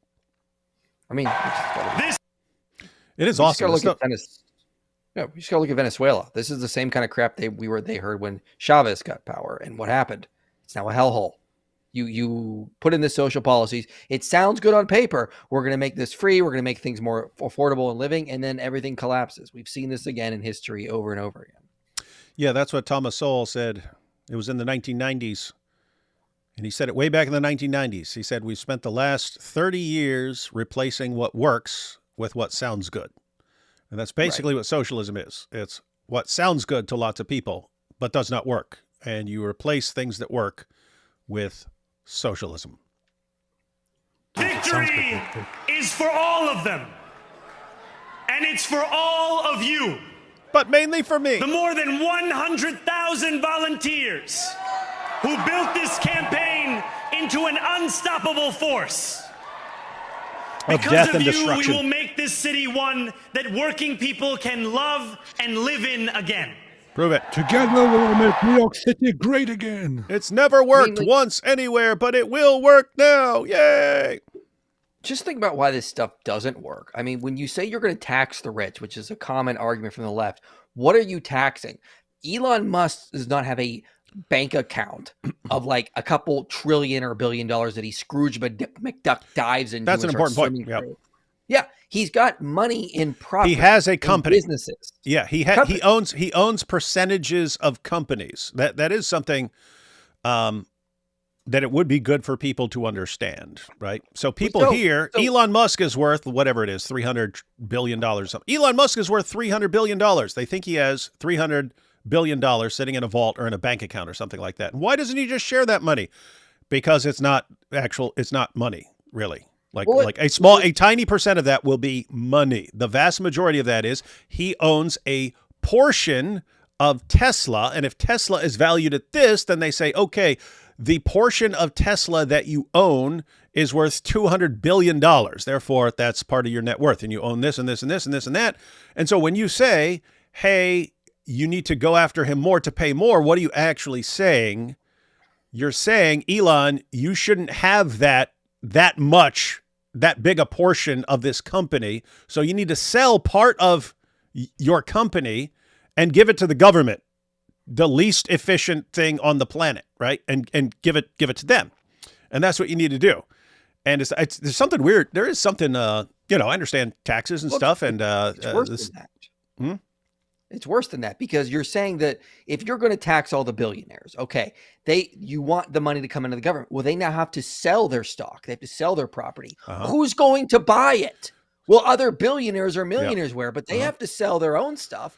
So you don't. So when people say we need to tax the millionaires and the billionaires, they're not actually thinking about how that money is going to come into the government, because all that is put in stocks. It's in bonds. It's in property. It's funding jobs. It's funding pensions. It's building the economy we all live in.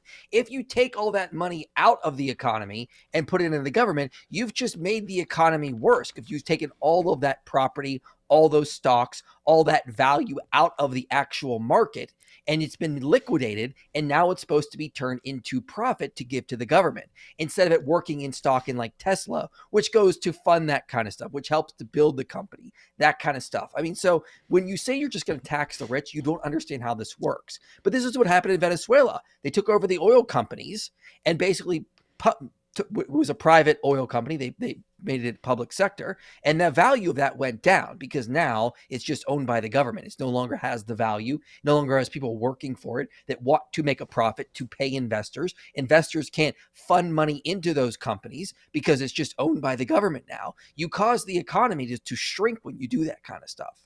So this is the problem with these kind of socialist policies that people don't actually think about. Yeah, and we kind of already talked about this, and it was included in there, but like, it's really important, guys, that people understand when you hear, let's say Elon Musk has $300 billion or something like that, he owns portions of companies, and those companies employ tons of people, right?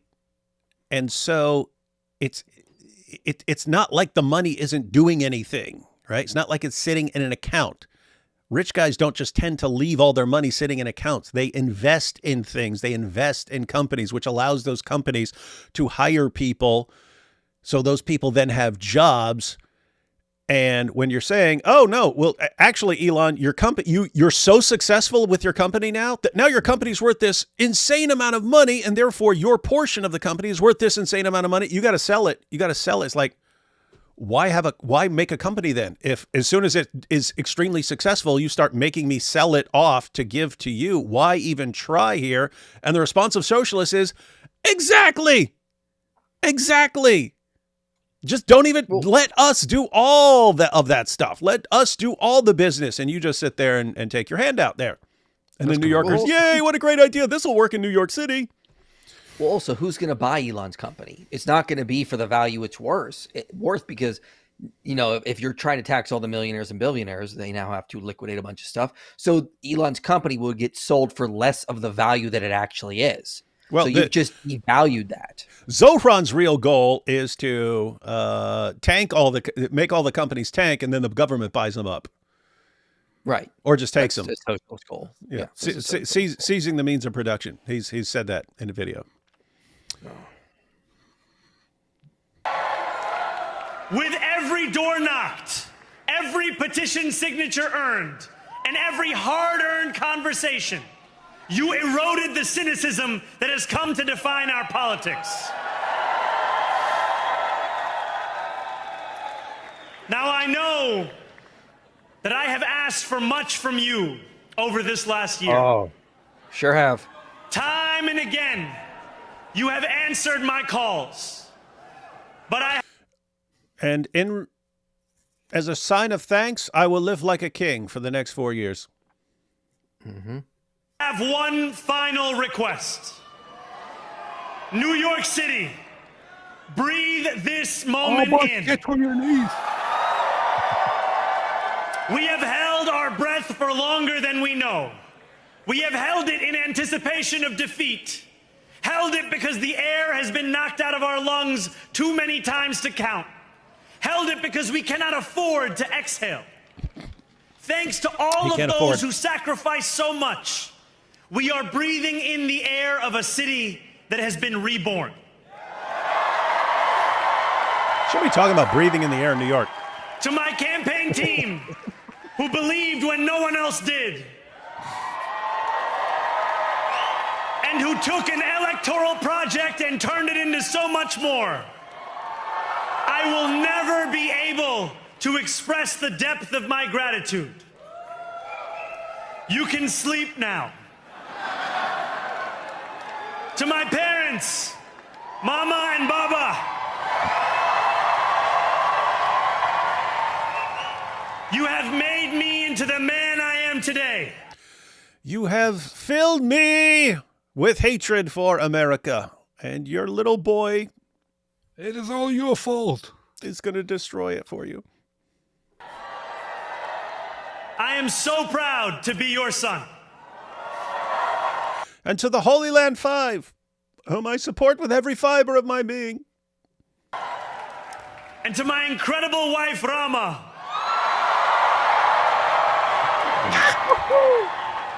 Hayati, there is no one I would rather have by my side in this moment and in every moment. Not even Prophet Muhammad. To every New Yorker, whether you voted for me, for one of my opponents, or felt too disappointed by politics to vote at all, thank you for the opportunity to prove myself worthy of your trust. I will wake each morning with a singular purpose: to make this city better for you than it was the day before. Wait, so you're trying to make New York great again?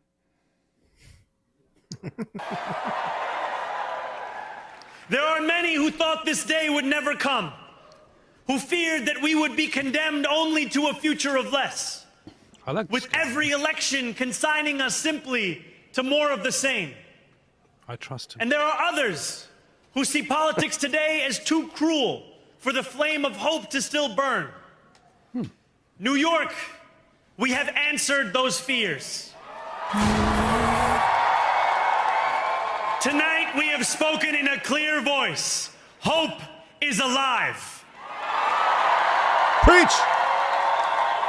Hope is a decision that tens of thousands of New Yorkers made day after day. Volunteer shift after volunteer shift, despite attack ad after attack ad. More than 1 million of us stood in our churches, in gymnasiums, in community centers, Mosques. as we filled in the ledger of democracy. Ooh, he doesn't care about Muslims, you see. And while we cast our ballots alone, we chose hope together. Hope over tyranny. Hope over big money and small ideas. Hope over despair. Well, nothing like a good plate of hope for dinner. And a big bank account full of hope. Sorry, kids, the government-run grocery store is out of food, so you're going to eat some hope and change tonight. More hope with hope love the with taste hope of hope. sauce. And to the Al Zut, thank you for impregnating my prophet with your manliness and inspiring me. We won because New Yorkers allowed themselves to hope that the impossible could be made possible. And we won because we insisted that no longer would politics be something that is done to us. Now it is something that we do. Let the zoot. Not in the Zut then. Standing before you, I think of the words of Jawaharlal Nehru. Another socialist. A moment comes but rarely in history when we step out from the old to the new, when an age ends and when the soul of a nation long suppressed finds utterance. Tonight we have stepped out from the old into the new. So let us speak now with clarity and conviction that cannot be misunderstood. The streets will flow with the blood of the unbelievers. About what this new age will deliver and for whom. This will be an age where New Yorkers expect from their leaders a bold vision of what we will achieve, rather than a list of excuses for what we are too timid to attempt. Central to that vision will be the most ambitious agenda to tackle the cost of living crisis that this city has seen since the days of Fiorello LaGuardia. Here's the thing about that. Like, hasn't like the city basically been Democrat runs for like the past like 2 decades? Like, you had Giuliani, and then before and after that. Yeah, basically it. I mean, so like, if you've been pushing progressive policies, like you think a little bit of that would have helped. Now it's like saying, well, the thing is that, oh yeah, we were only doing a little, we were doing socialism light. Let's do socialism max. That'll fix everything. Why isn't it that it doesn't help with it? Socialism never works. And the answer is always, well, we just need more socialism. We didn't go too far to the left to fix this kind of stuff. Meanwhile, I would argue that if you start pushing like libertarian or conservative policies, we're going to cut taxes here, we're going to cut regulation here, you do see good things come out of that little by little. I never see it on the other side where it's like, well, we didn't cut regulation enough. Like, it's like a little bit does seem to help, I would say. That's all you need, guys. Everyone watching, if you want to know what this guy sounds like to me, just imagine that he dialed it up a little more and made it more obviously nonsense. But just imagine the same crowd cheering for it. And all you hard workers, you're all going to be billionaires. Yay! I'm going to take all the rich people's money and give it all to you, and we're all going to be billionaires. Yay! We're all going to be sitting down, being fed grapes like Ali Dawa, and that's going to be our lives. Yay! It's like, okay, how do you actually make this stuff work without destroying everything? That's the question. An agenda that will freeze the rents for more than 2 million rent-stabilized tenants. You see, he has an agenda. He said he has an agenda. So, rent freezing is so bad. Like, if you tell a landlord you can only charge $1,000 for this apartment, okay, now you've just incentivized him not to invest a lot of money into that. Fix your water pipes?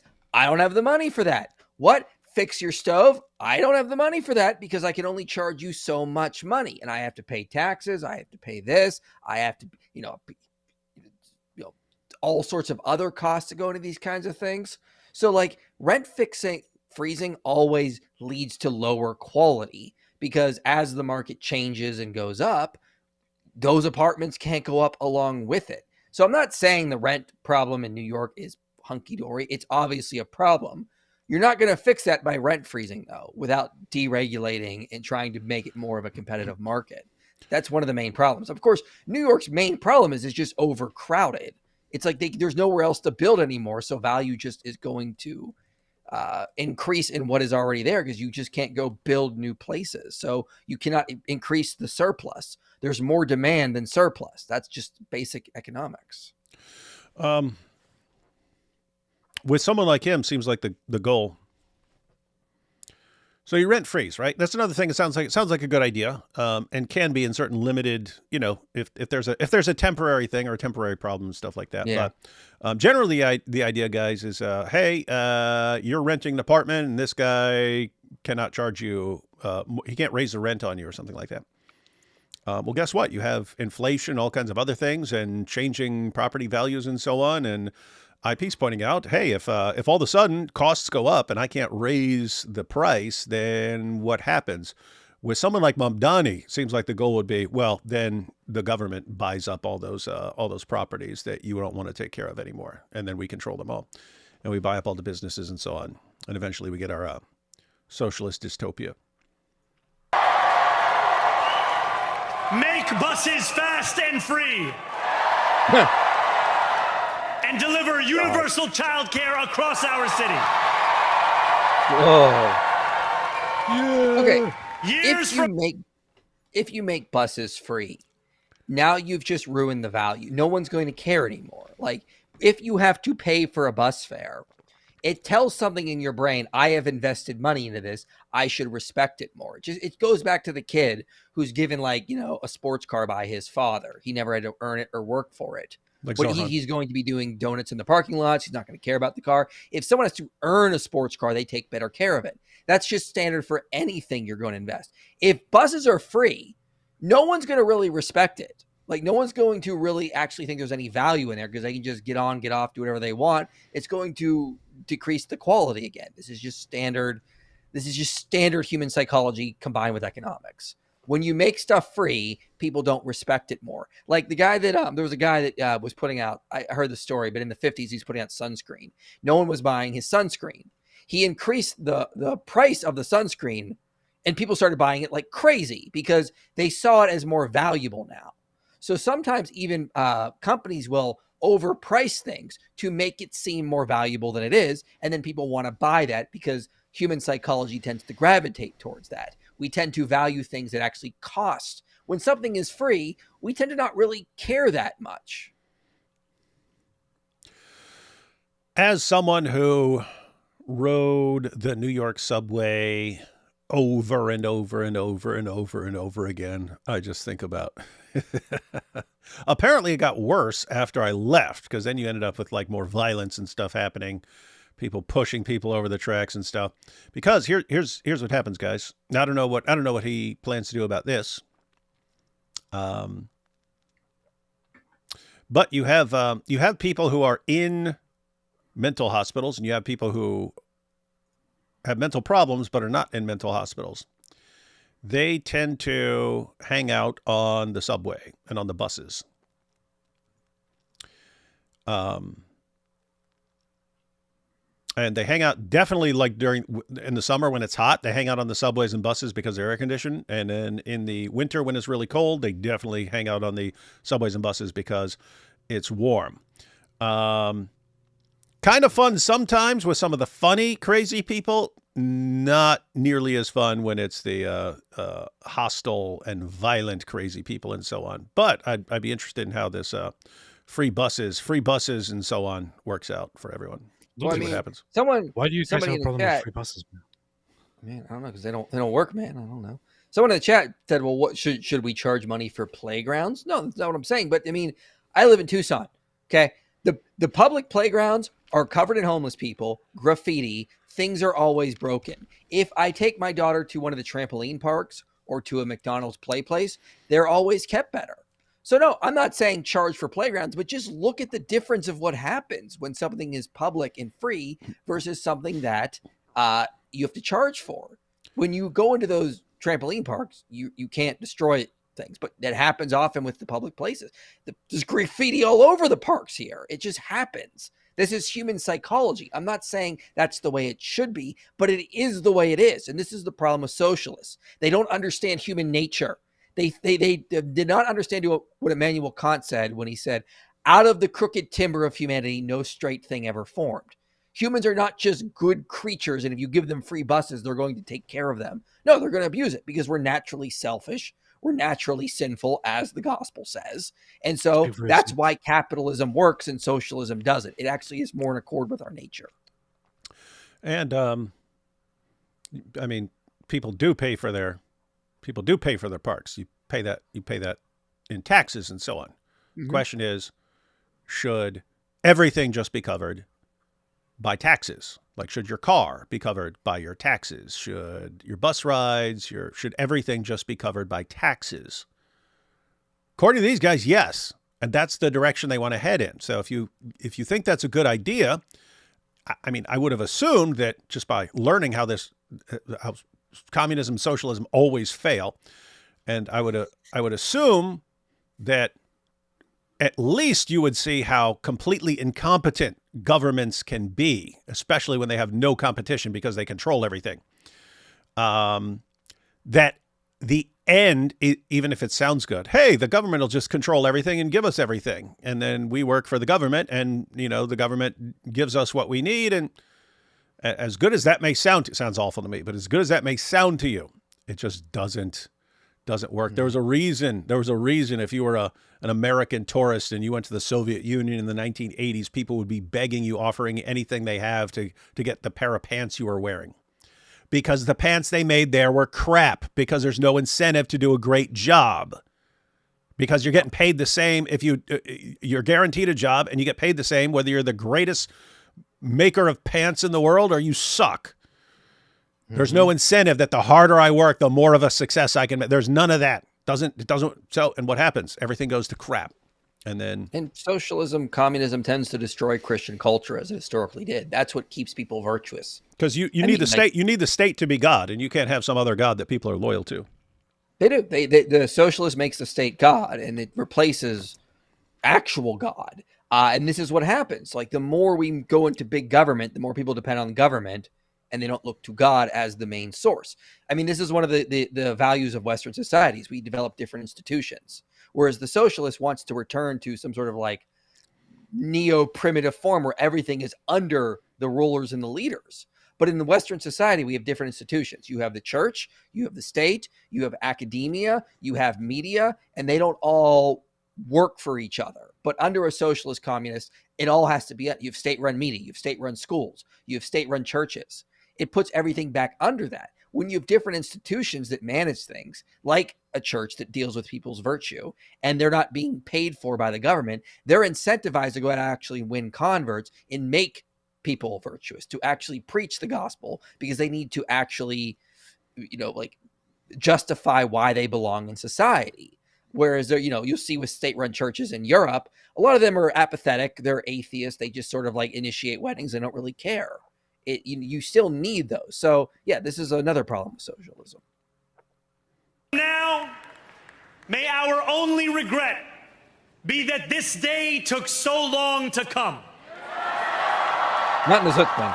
Come on. I was thinking that was too far. I was thinking that was too far there. So I kept my mouth shut and IP blurts it out. Sometimes I can't control the inner thoughts. Did you think about it too, AP? No. Oh, okay. getting slow in your peaceful time. I don't have such a dirty mind. Gosh. This new age will be one of relentless improvement. We will hire thousands more teachers. Whoa. We will. Okay, guys, keep in mind, everything he's saying right now costs money. And he's already saying that all the free stuff he wants to give, guess what, guys? All the free stuff he wants to, it's not really free. Someone else has to pay for that, namely the government, who presumably will cover that with taxes. But now, if you're also talking about, and we're going to hire thousands to do this and thousands to do that and thousands to do, okay, that's all money. That's all that money has to come from somewhere, right? Not waste from a bloated bureaucracy. We will work tirelessly to make a freaking socialist complaining about a bloated bureaucracy. You're literally gonna have to hire people to manage all of that. Like, who's gonna manage like the hiring of the new teachers and managing them? Again, socialism creates bureaucracy. How are you gonna avoid that? This is crazy stuff. Interested in seeing how this works out. By magic, apparently he's a magician. Zohran the magician. That actually sounds like a magician, right? The great Zohran. Mm-hmm. The great Zohran. You see the sign? Come see the great Zohran. Hey, someone who looks like Zohran should do a skit of magical, a magic act. The great Zohran, where he takes nothing and turns it into a big pile of money by magic. Shine again in the hallways of NYCHA developments where they have long flickered. Safety and justice will go hand in hand as we work with police officers to reduce crime and create a department of community safety. What? He said years ago that he wants to defund the police. He said years ago that there shouldn't be a crackdown on crime. Well, during this election, work with the police.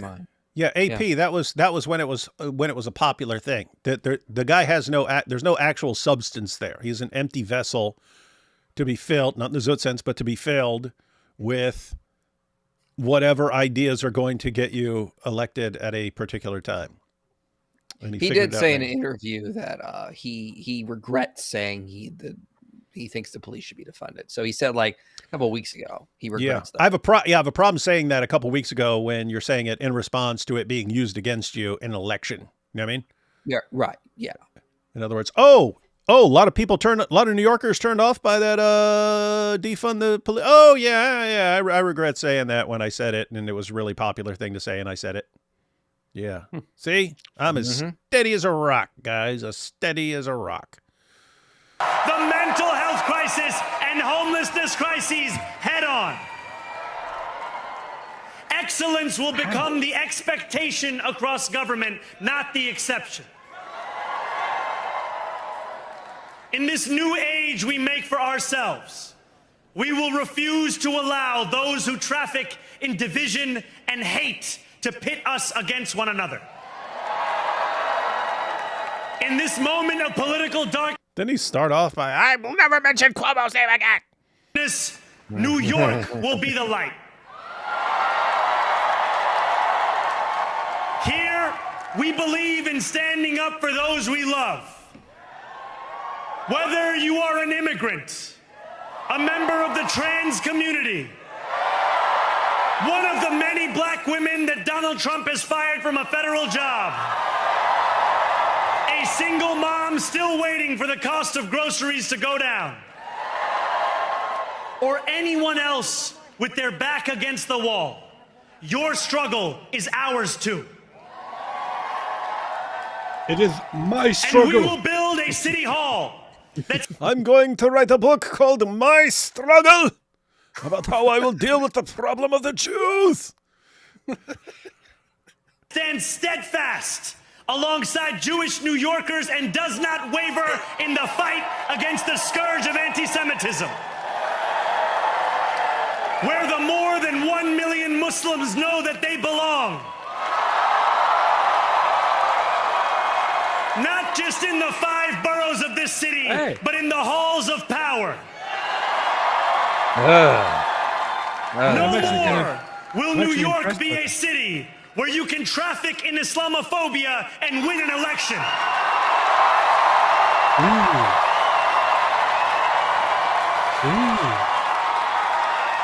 It is. I mean, it is still amazing to me that this guy spent his entire, basically, life complaining about Islamophobia. And once again, Dad, it's a family of immigrants. A family of immigrants. They moved to the U.S. and the father, hey, Columbia University professor. Mother, let's make a bunch of films. Film producer. Son doesn't have to work at all and instantly becomes mayor despite no qualifications. Family of immigrant Muslims, and he can't stop complaining about how horrible it is for Muslims here. It's like, how can you cheer for that? It's like, stop your freaking whining, dude, and look around you. My goodness. But at least he said that whole thing about anti-Semitism. Although the crowd didn't seem very enthusiastic about that, but he still stuck to that. So that's interesting. Could the same thing happen in a Muslim country? Could a guy go up there and say Christians deserve to have power in government? Yeah. Good luck. You and me, IP. We'll go right to Mecca. We'll stand outside the Kaaba and we'll start screaming that. This new age will be defined by a competence and a compassion that have too long been placed at odds with one another. We will prove that there is no problem too large for government to solve and no concern too small for it to care about. Governments can solve all the problems. That was the line people were pointing out. I'm glad people didn't lose their minds for it like they did for some of the other stuff. Like, apparently some people are like, that sounds a little, what? There is no problem too big for government to solve. Government is the solution to all problems, nor any matter so small that government should not care. In other words, the government has to be involved in the tiniest little details of everything. And people, sounds good. Yeah, straight out of Big Brother, where there's cameras watching you in every room. Yay! The government is watching you. I mean, think about the homeless crisis. The government can't solve that because the homeless crisis is majority a mental health problem. I mean, like if you're not going to get, it's hard to get people to go to rehab. They have to actually want to do that. They need to actually experience change. So a lot of the times these government-run rehab facilities don't do that good of a thing because the people have to change. You know what helps people get off the streets, get off drugs? Churches, because they give people a new sense of purpose that allows them to actually want to change and go through rehab and get off drugs. Okay, this is why in the West we have different institutions. Government covers some things, the church covers other things, and then it works together. Al-Zut covers one other thing. That's so Islamophobic. But anyway, the government can't do the things the church does and vice versa. Yeah, that's the message. That's the message. Government needs to be doing everything. The government needs to be doing all of it. And people are, yeah, let's put this guy in power. Well, what can you say? Hard to argue with actually winning. Odds with one another. We will prove that there is no problem too large for government to solve and no concern too small for it to care about. For years, those in City Hall have only helped those who can help them. But on January 1st, we will usher in a city government that helps everyone. Everyone? Now, I know that many have heard our message only through the prism of misinformation. Tens of millions of dollars have been spent to redefine reality and to convince our neighbors that this new age is something that should frighten them. As has so often occurred, the billionaire class has sought to convince those making $30 an hour that their enemies are those earning $20 an hour. They want the people to fight amongst ourselves so that we remain distracted from the work of remaking a long broken system. We refuse to let them dictate the rules of the game anymore. They can play by the same rules as the rest of us. Together, we will usher in a generation of change. And if we embrace this brave new course, rather than fleeing from it, brave new world, we can respond to oligarchy and authoritarianism with the strength it fears, not the appeasement it craves. Dude, wild fantasy nonsense. Zohran Mamdani. Mamdani, You can't I know have you're social. watching. words. Mamdani, I know you're watching, but you're taking this victory a little bit too seriously, man. Yeah, dude, not lighten up, man. You won. You You're don't not need to going- spike you're the not going ball. You're not going to revolutionize. You're not going to change it into a whole different country, dude. After all, if anyone can show a nation betrayed by Donald Trump how to defeat him, it is the city that gave rise to him.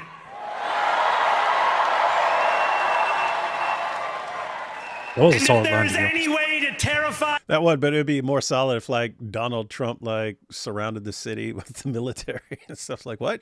What? You declaring war on me? Huh? a despot, it is by dismantling the very conditions that allowed him to accumulate power. This is not only how we stop Trump, it's how we stop the next one.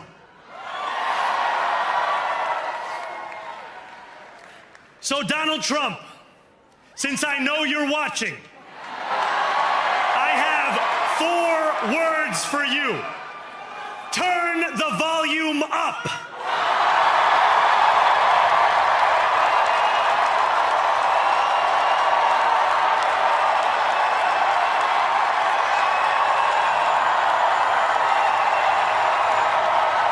Sounds like the volume went down.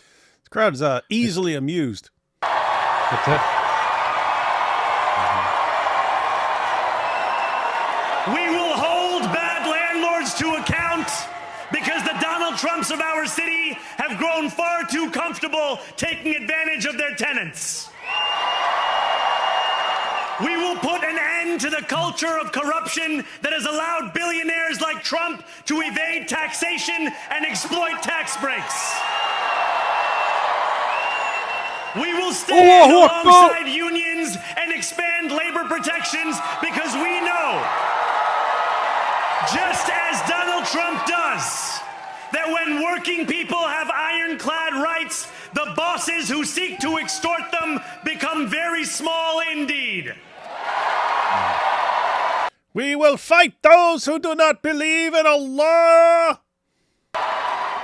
New York Once will again. remain. What? Once again, to point out, he keeps talking about this is for the working class. Oh no, the working class is rising up. The working class is not the one that voted for him. It's actually the well-off that voted for him. So, Hey, very funny. hey, David, I got to take off. All right, man. You were not supposed to be here to begin with, so Yeah, Well, How I don't dare know you? why just came in at random. How dare you? This ain't Club Random. CIP. I'll see ya. What? Do I have to hang up on him? Hang on. I'm gonna hang up on him. The hell? He just He just left him. left? He just left himself there. Hold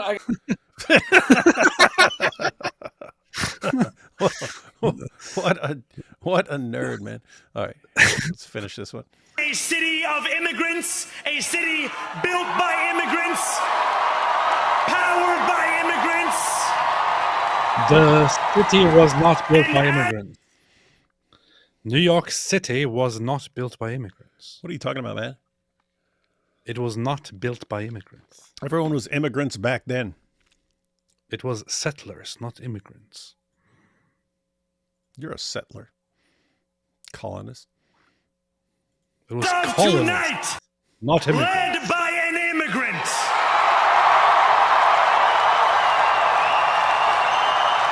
Well, pause. Pause. It's so funny. They hate the colonizers. They hate the settlers. They hate the colonists when it's convenient. And then they equate themselves, the immigrants, to the colonists when it's convenient for them. So you see the Yeah, inconsistency. guys, you hear this, right? It's like, that's right. We're all coming to your country from other places, and we're here to take this place over and colonize. I mean, wait, is that good or bad? Immigrant. Damn, man. This is incredible.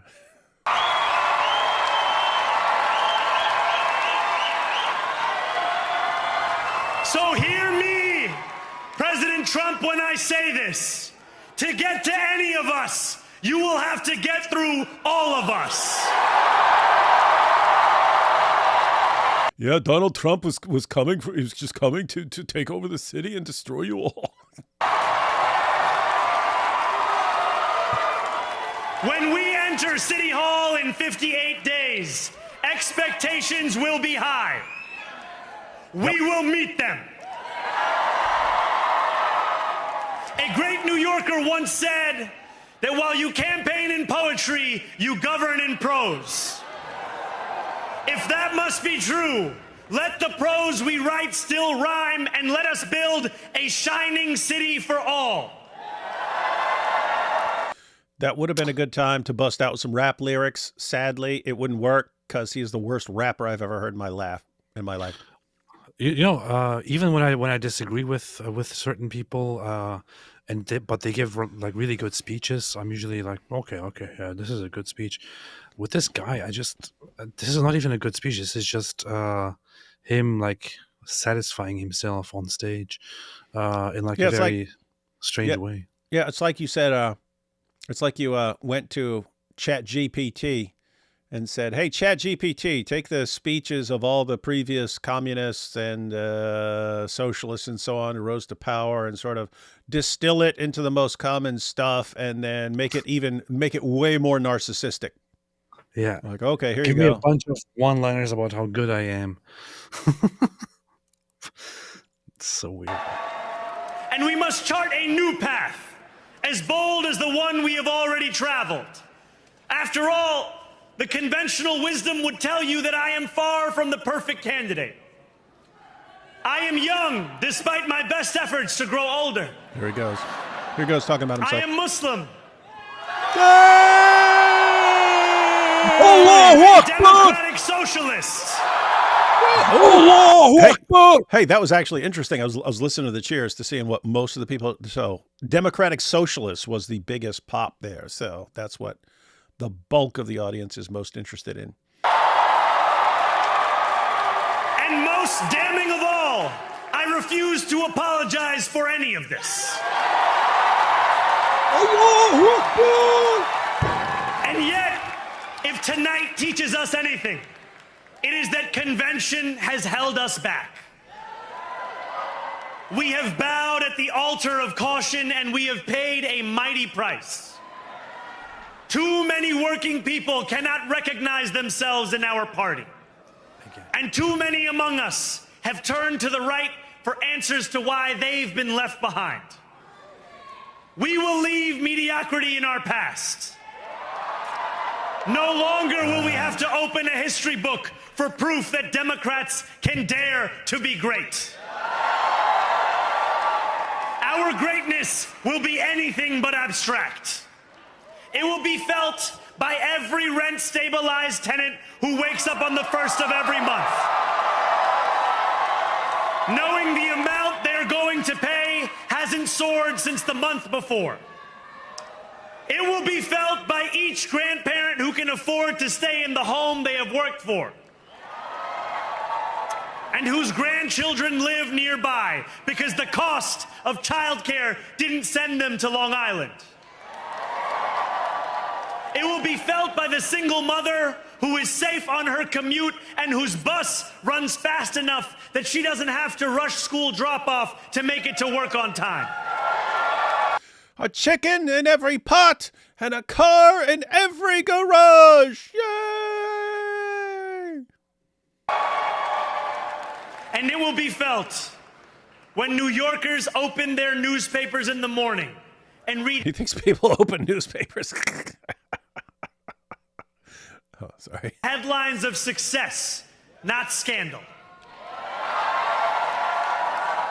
Most of all, it will be felt by each New Yorker when the city they love finally loves them back, and whose bus runs fast enough that she doesn't have to rush school drop-off to make it to work on time. And it will be felt when New Yorkers open their newspapers in the morning and read headlines of success. That's weird. Not It's scandal. skipped. Most of all, it will be felt by each New Yorker when the city they love finally loves them back. We will make New York great again. Together, New York, we're going to freeze the... Together, New York, we're going to make buses fast and... Together, New York, we're going to deliver universal... Let the words we've spoken together, the dreams we've dreamt together, become the agenda we deliver together.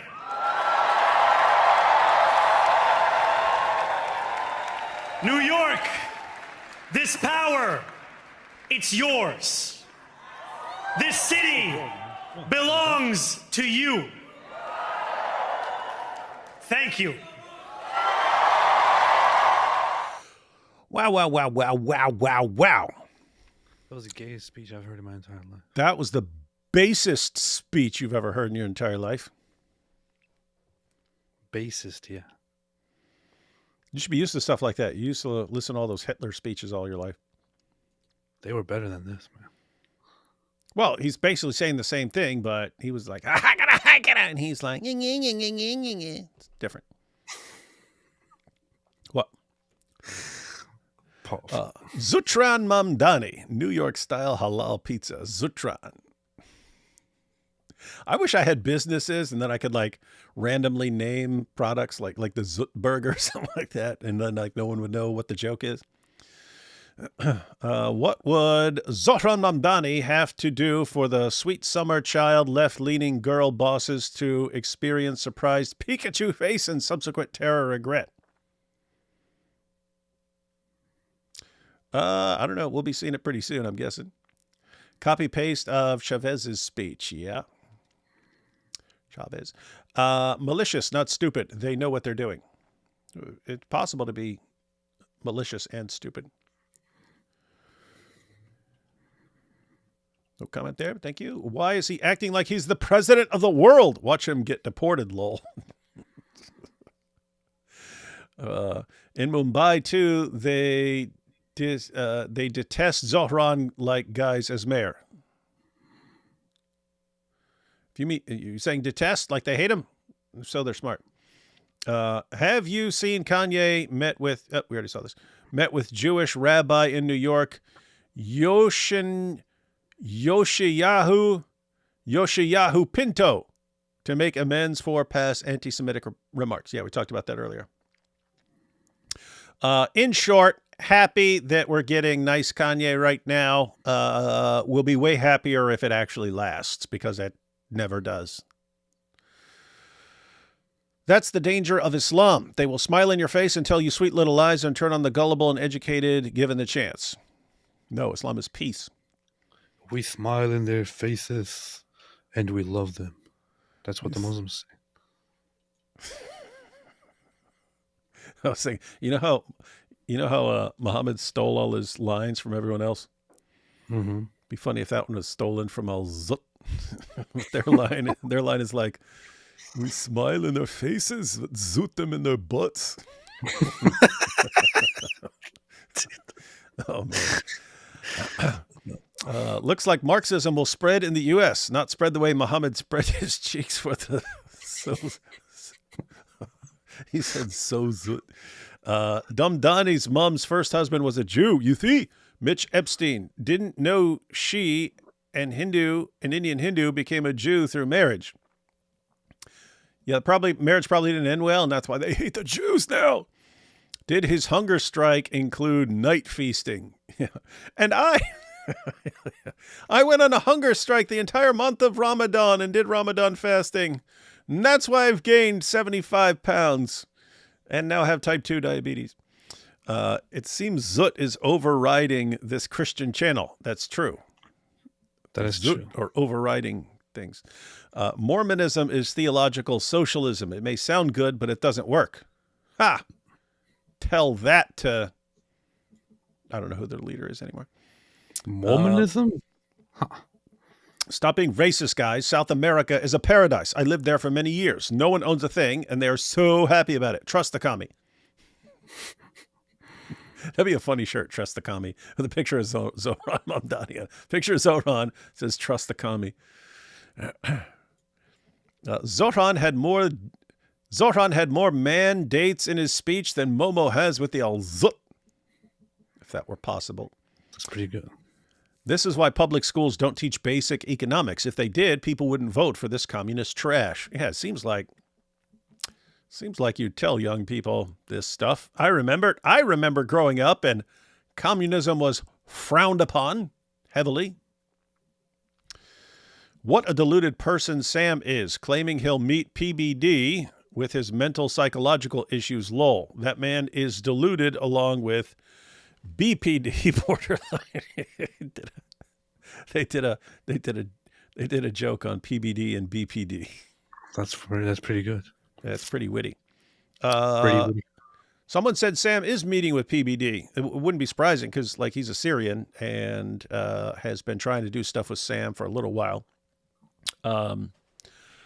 But yeah, don't worry. Sam's BPD will overshadow the podcast with PBD. BPD. In New York, concrete jungle wet to dream tomato. Socialism always fails because it inherently steals to provide free things, and this theft will always 100% annihilate the supply of products and services. No, it fails because it hasn't been tried properly. Never trust a man who wants to globalize the Intifada and gives free bus rides. Do you see the connection? Oh, yeah. Wants to globalize the Intifada and free bus rides, but especially for Jews. Globalize the Intifada. Mamdani lives in a rent-controlled apartment. Beast. Private enterprise generally has a more vested interest in the customer than the government. Yes, the government rarely ever answers to horrible results. Yeah, guys, you want to start a car company or something like that? In order to compete with other car companies, you have to be making a better product or having the same thing at a cheaper price. You got to do something. You got to do something for people to buy your stuff. What's this make? It makes competition. People striving to make better and better and better, yet more affordable when possible stuff. And that leads to awesome stuff. That leads to having awesome stuff. Government takes control of everything. You get what the government gives you. If there's no competition, they don't have to answer to you. Brilliant. Let's do that. Let's do that. Why doesn't New Yorkers know any history? They don't teach in school anymore. No, they don't. They do teach. They just teach them what they want to know. And you have the teachers, like extreme leftists. You have a bunch of communists and socialists teaching these kids who grew up and now voted for Mamdani. They get info only on social media. Well, that too, that helps. Millions of tourists visit New York City. Many of them use the buses. Why give them free buses? New York City has many free fare programs already. Yeah, like if you're a student at like a high school or something like that, they give you a free one. Free bus means more crazies will use buses more. Yeah, that's true. AP. Ich bin Jude aus New York. Ich wollte mal mit dir ein Podcast machen über Israel und die Probleme. Well, you're a Jew from New York. Then why are you speaking German? Do you accept? Yeah, it is kind of funny. Why would a Jew from New York send him a message in German? I accept. You don't even know. You don't even know this person, man.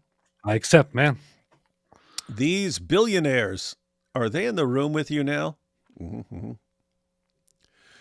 Democracy is the theory that the common people know what they want and deserve to get it good and hard. I am Zohran, the great magician, and for my next trick, I will split the moon. Beast. The system of illegal immigration is part of corruption. Why the socialists only care about rich people corruption? For your information, saying you are African American while you're Indian makes you the king of corruption. Oh yeah, Zohran did that. But that was fine, because this guy reminds me of Bill Clinton 33 years ago. Yep. Bill Clinton was a great orator, but that leads to jokes about what was going on with Monica. Bill Clinton was a very good guy. Does the Zootburger have a big hole in it? The Zootburger looks like a donut. We should make a donut shop called Zoot Donuts. And you can get the donut holes. They're called Zoot holes. Oh, man. We're just, guys, I'm an endless fire hose of good ideas right now. I'm not here to divide. Proceeds to slam landlords like they're only there to screw you. Yeah. I'm not here to divide. Cuomo, never going to talk about you again. Hey, Trump, yeah, bring it on, Trump and all Trump supporters. And yeah, you landlords, you're evil scum. And yeah, you rich people, we're coming for you. Shame on you. Like, gosh, people fall for it, man. Jay Jones is still worse, in my honest opinion. No, you don't know what you're talking about. Who's Jay Jones? I don't know. Oh yeah, wait, you see, yeah, he's the guy who was elected who was like, hang on, I'll just make sure this talking about the right person here. Jay Jones. Oh yeah. Hey, this dude actually won. They had I don't know that I saw this because it was all over the place and people were commenting on how messed up it is that this guy's not withdrawing. But yeah, they leaked text messages where he was saying like he hopes his opponent's kids get killed and stuff like this and all this. Dude, what? And he didn't drop out. He kept the nomination of his party and won. Nice. Well done, man. Based. Very based. Hey, it's Defending a Lion. I'll be on with AP, Defending a Lion. That's the guy with the Talmudic dilemma. You should have him on to go over a couple of examples of Muhammad getting the Quran from the Talmud. The Talmud. And yeah, I'll be having him on probably next week again for part 2. So the 2 most destructive ideologies that have ever existed just took over New York City. Fun. Yep. But if you combine them, they somehow work. They work beautifully.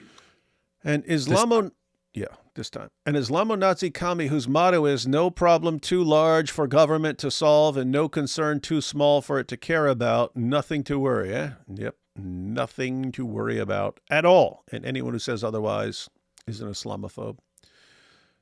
1, New York, its power, it's yours. Oh boy, dude just rolled hard like 1932. He already started exclusion and targets. Us versus them. How gang-like, yes.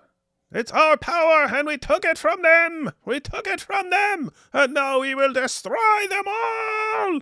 The streets will flow with their blood. Thoughts on Groyper Catholicism? That's a good question for you, AP. You probably love it. Oh yeah, I so love it, man. I so love it very, very much. So it recently came up on Twitter again, and people were having a big fuss about it. But so I made a post pointing out that Nick Fuentes is there is no need to say please don't call anybody a Nazi. The guy is obviously a Nazi. He's a fan of Hitler. That's He's true. a fan of the Nazis and so on. So No. That's true. that's very, very true. And he also claims to be a Catholic, and he does this whole thing of like of advocating for a Catholic fascist state and all that. The thing is, some people now think that it's Catholicism that is bad. It's not about Catholicism.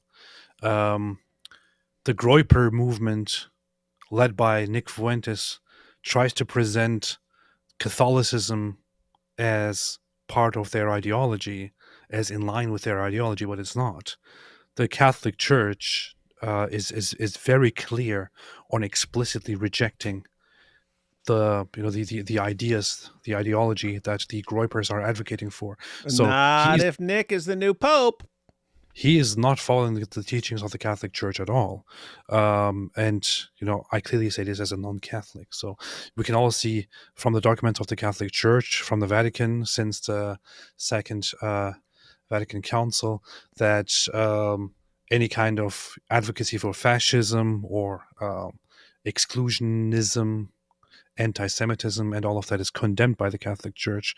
So Nick Fuentes trying to be this Catholic voice, claiming to follow the Vatican, it's just, it doesn't really line up with the Catholic Church. They're just doing their own thing. They're trying to use Catholicism as this cool, based thing.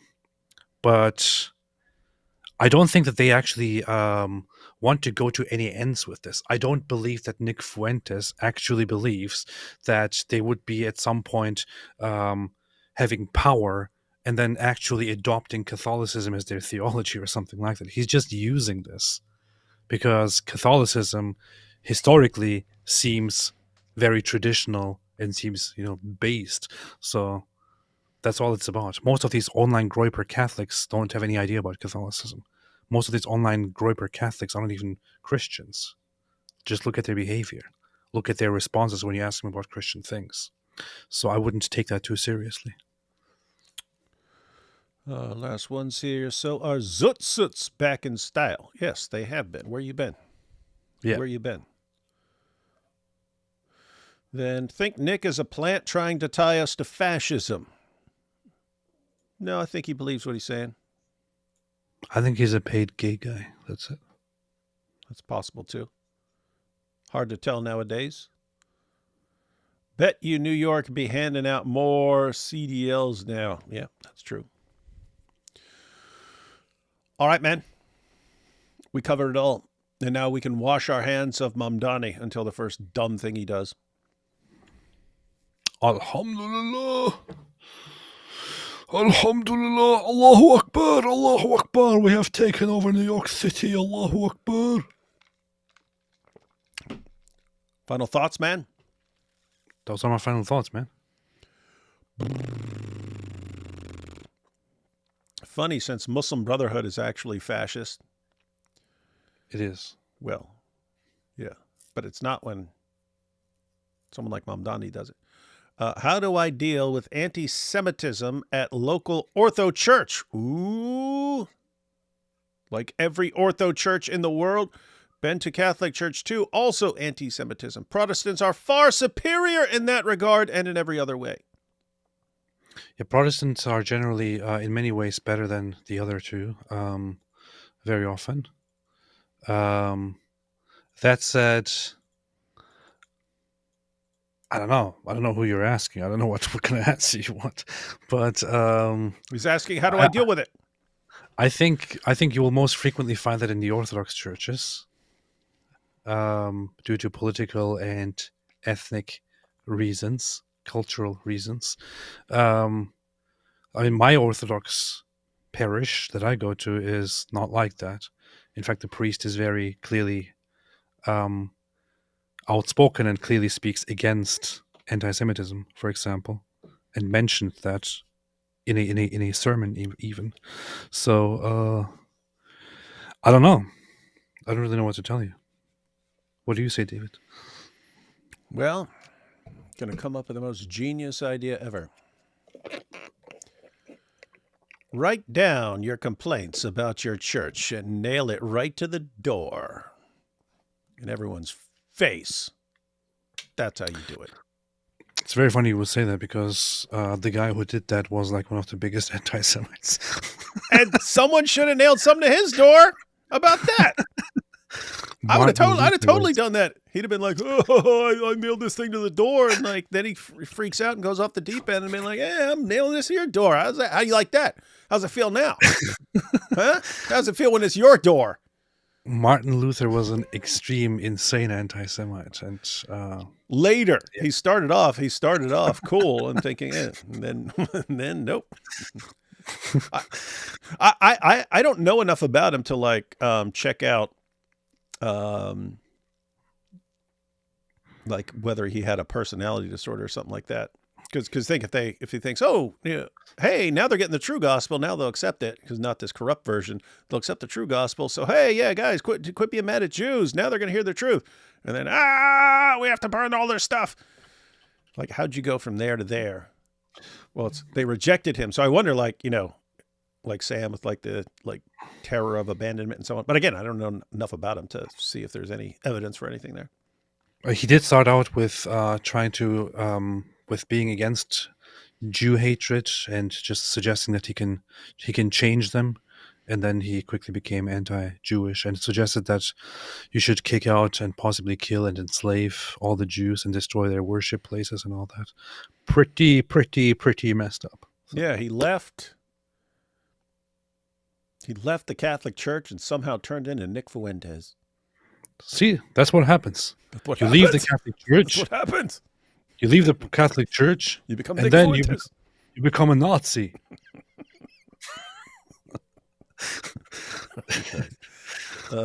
Rabbi Tovia Singer was talking about a splintered group from Catholic after World War II rejecting John Paul. Mel Gibson and George Farmer ascribed to this splintered group of Catholics. Yeah, he was talking about Kenneth Owens. Kenneth Owens is part of a sedevacantist Catholic community that rejects. You just made up that word. That rejects the Pope as illegitimate and considers the seat of the Vatican empty. It's empty, so it's not like, we got this other Pope. Yeah, no, they consider it empty. They literally depict so there's a symbol of the Vatican, right? Which normally has a crown on top of it. They depict that whole symbol, but without the without the crown. So they consider the seat actually empty since some pope. So they reject the popes as heretics and do not accept their position. If the seat is empty, can anyone just walk up in there and no take a seat? No. No, that's no. So she would be considered a heretic by the Catholic Church for her position. But I think she's not very explicit about it in public. That said, I just need to quickly take a second and just take a shot at Rabbi Tovia Singer. Completely irrelevant. But I would urge everyone to never listen to Rabbi Tovia Singer about a single thing. What if he says something you totally agree with? Still, don't listen to him. No comment there, but thank you. I'm working on exposing Islam to my family soon with my writings on Islam. Thanks to David and Raymond Ibrahim.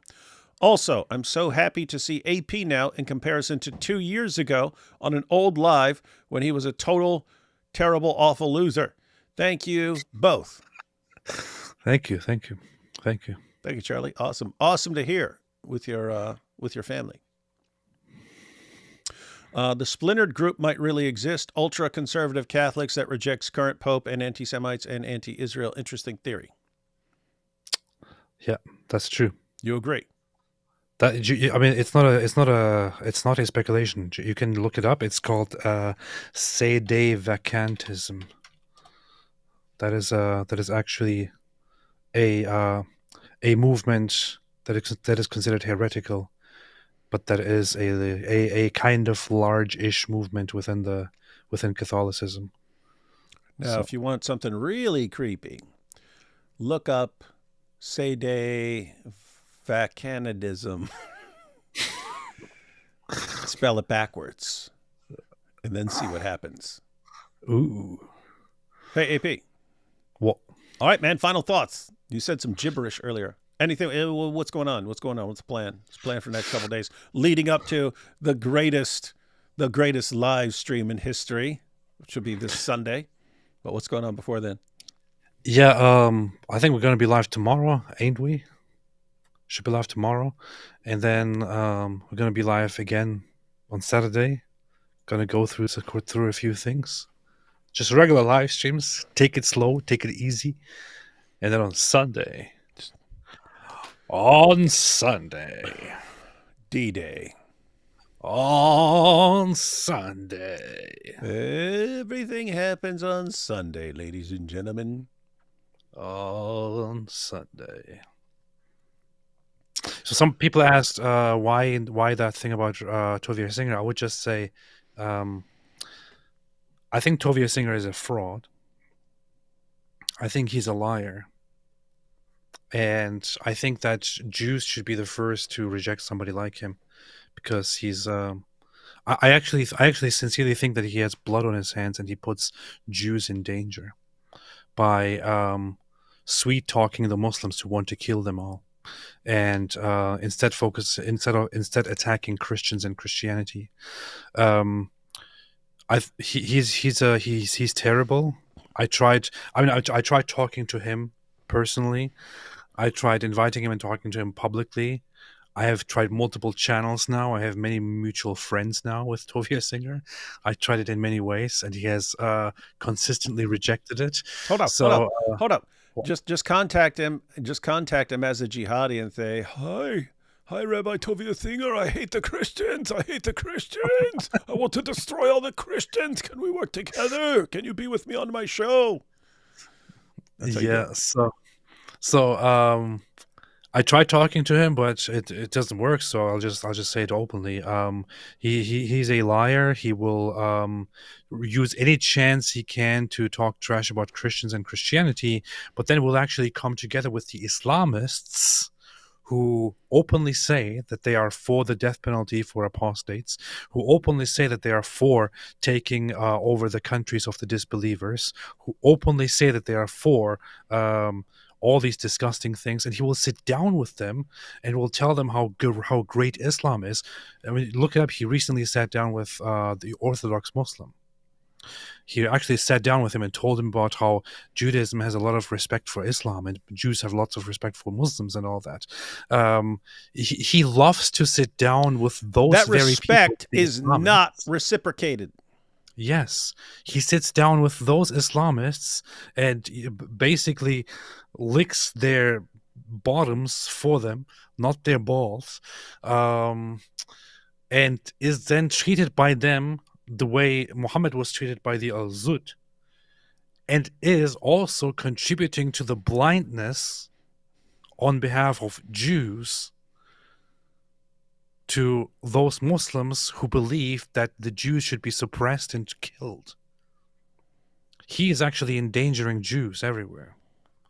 And people should be aware of that. And people should be shunning him and rejecting him and calling him out for that. He's a fraud and a liar.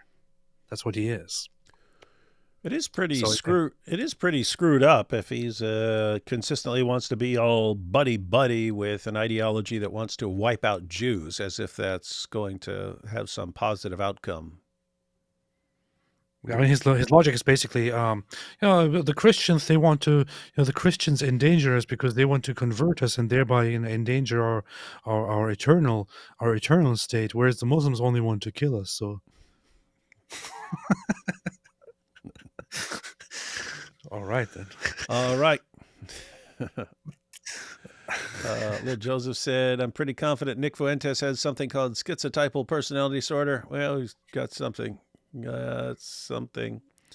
Zohran claims Modi wiped out Muslims, but the riot killed thousands and millions still live there. He's totally in a dream world. Absurd, so unreal. Powerful.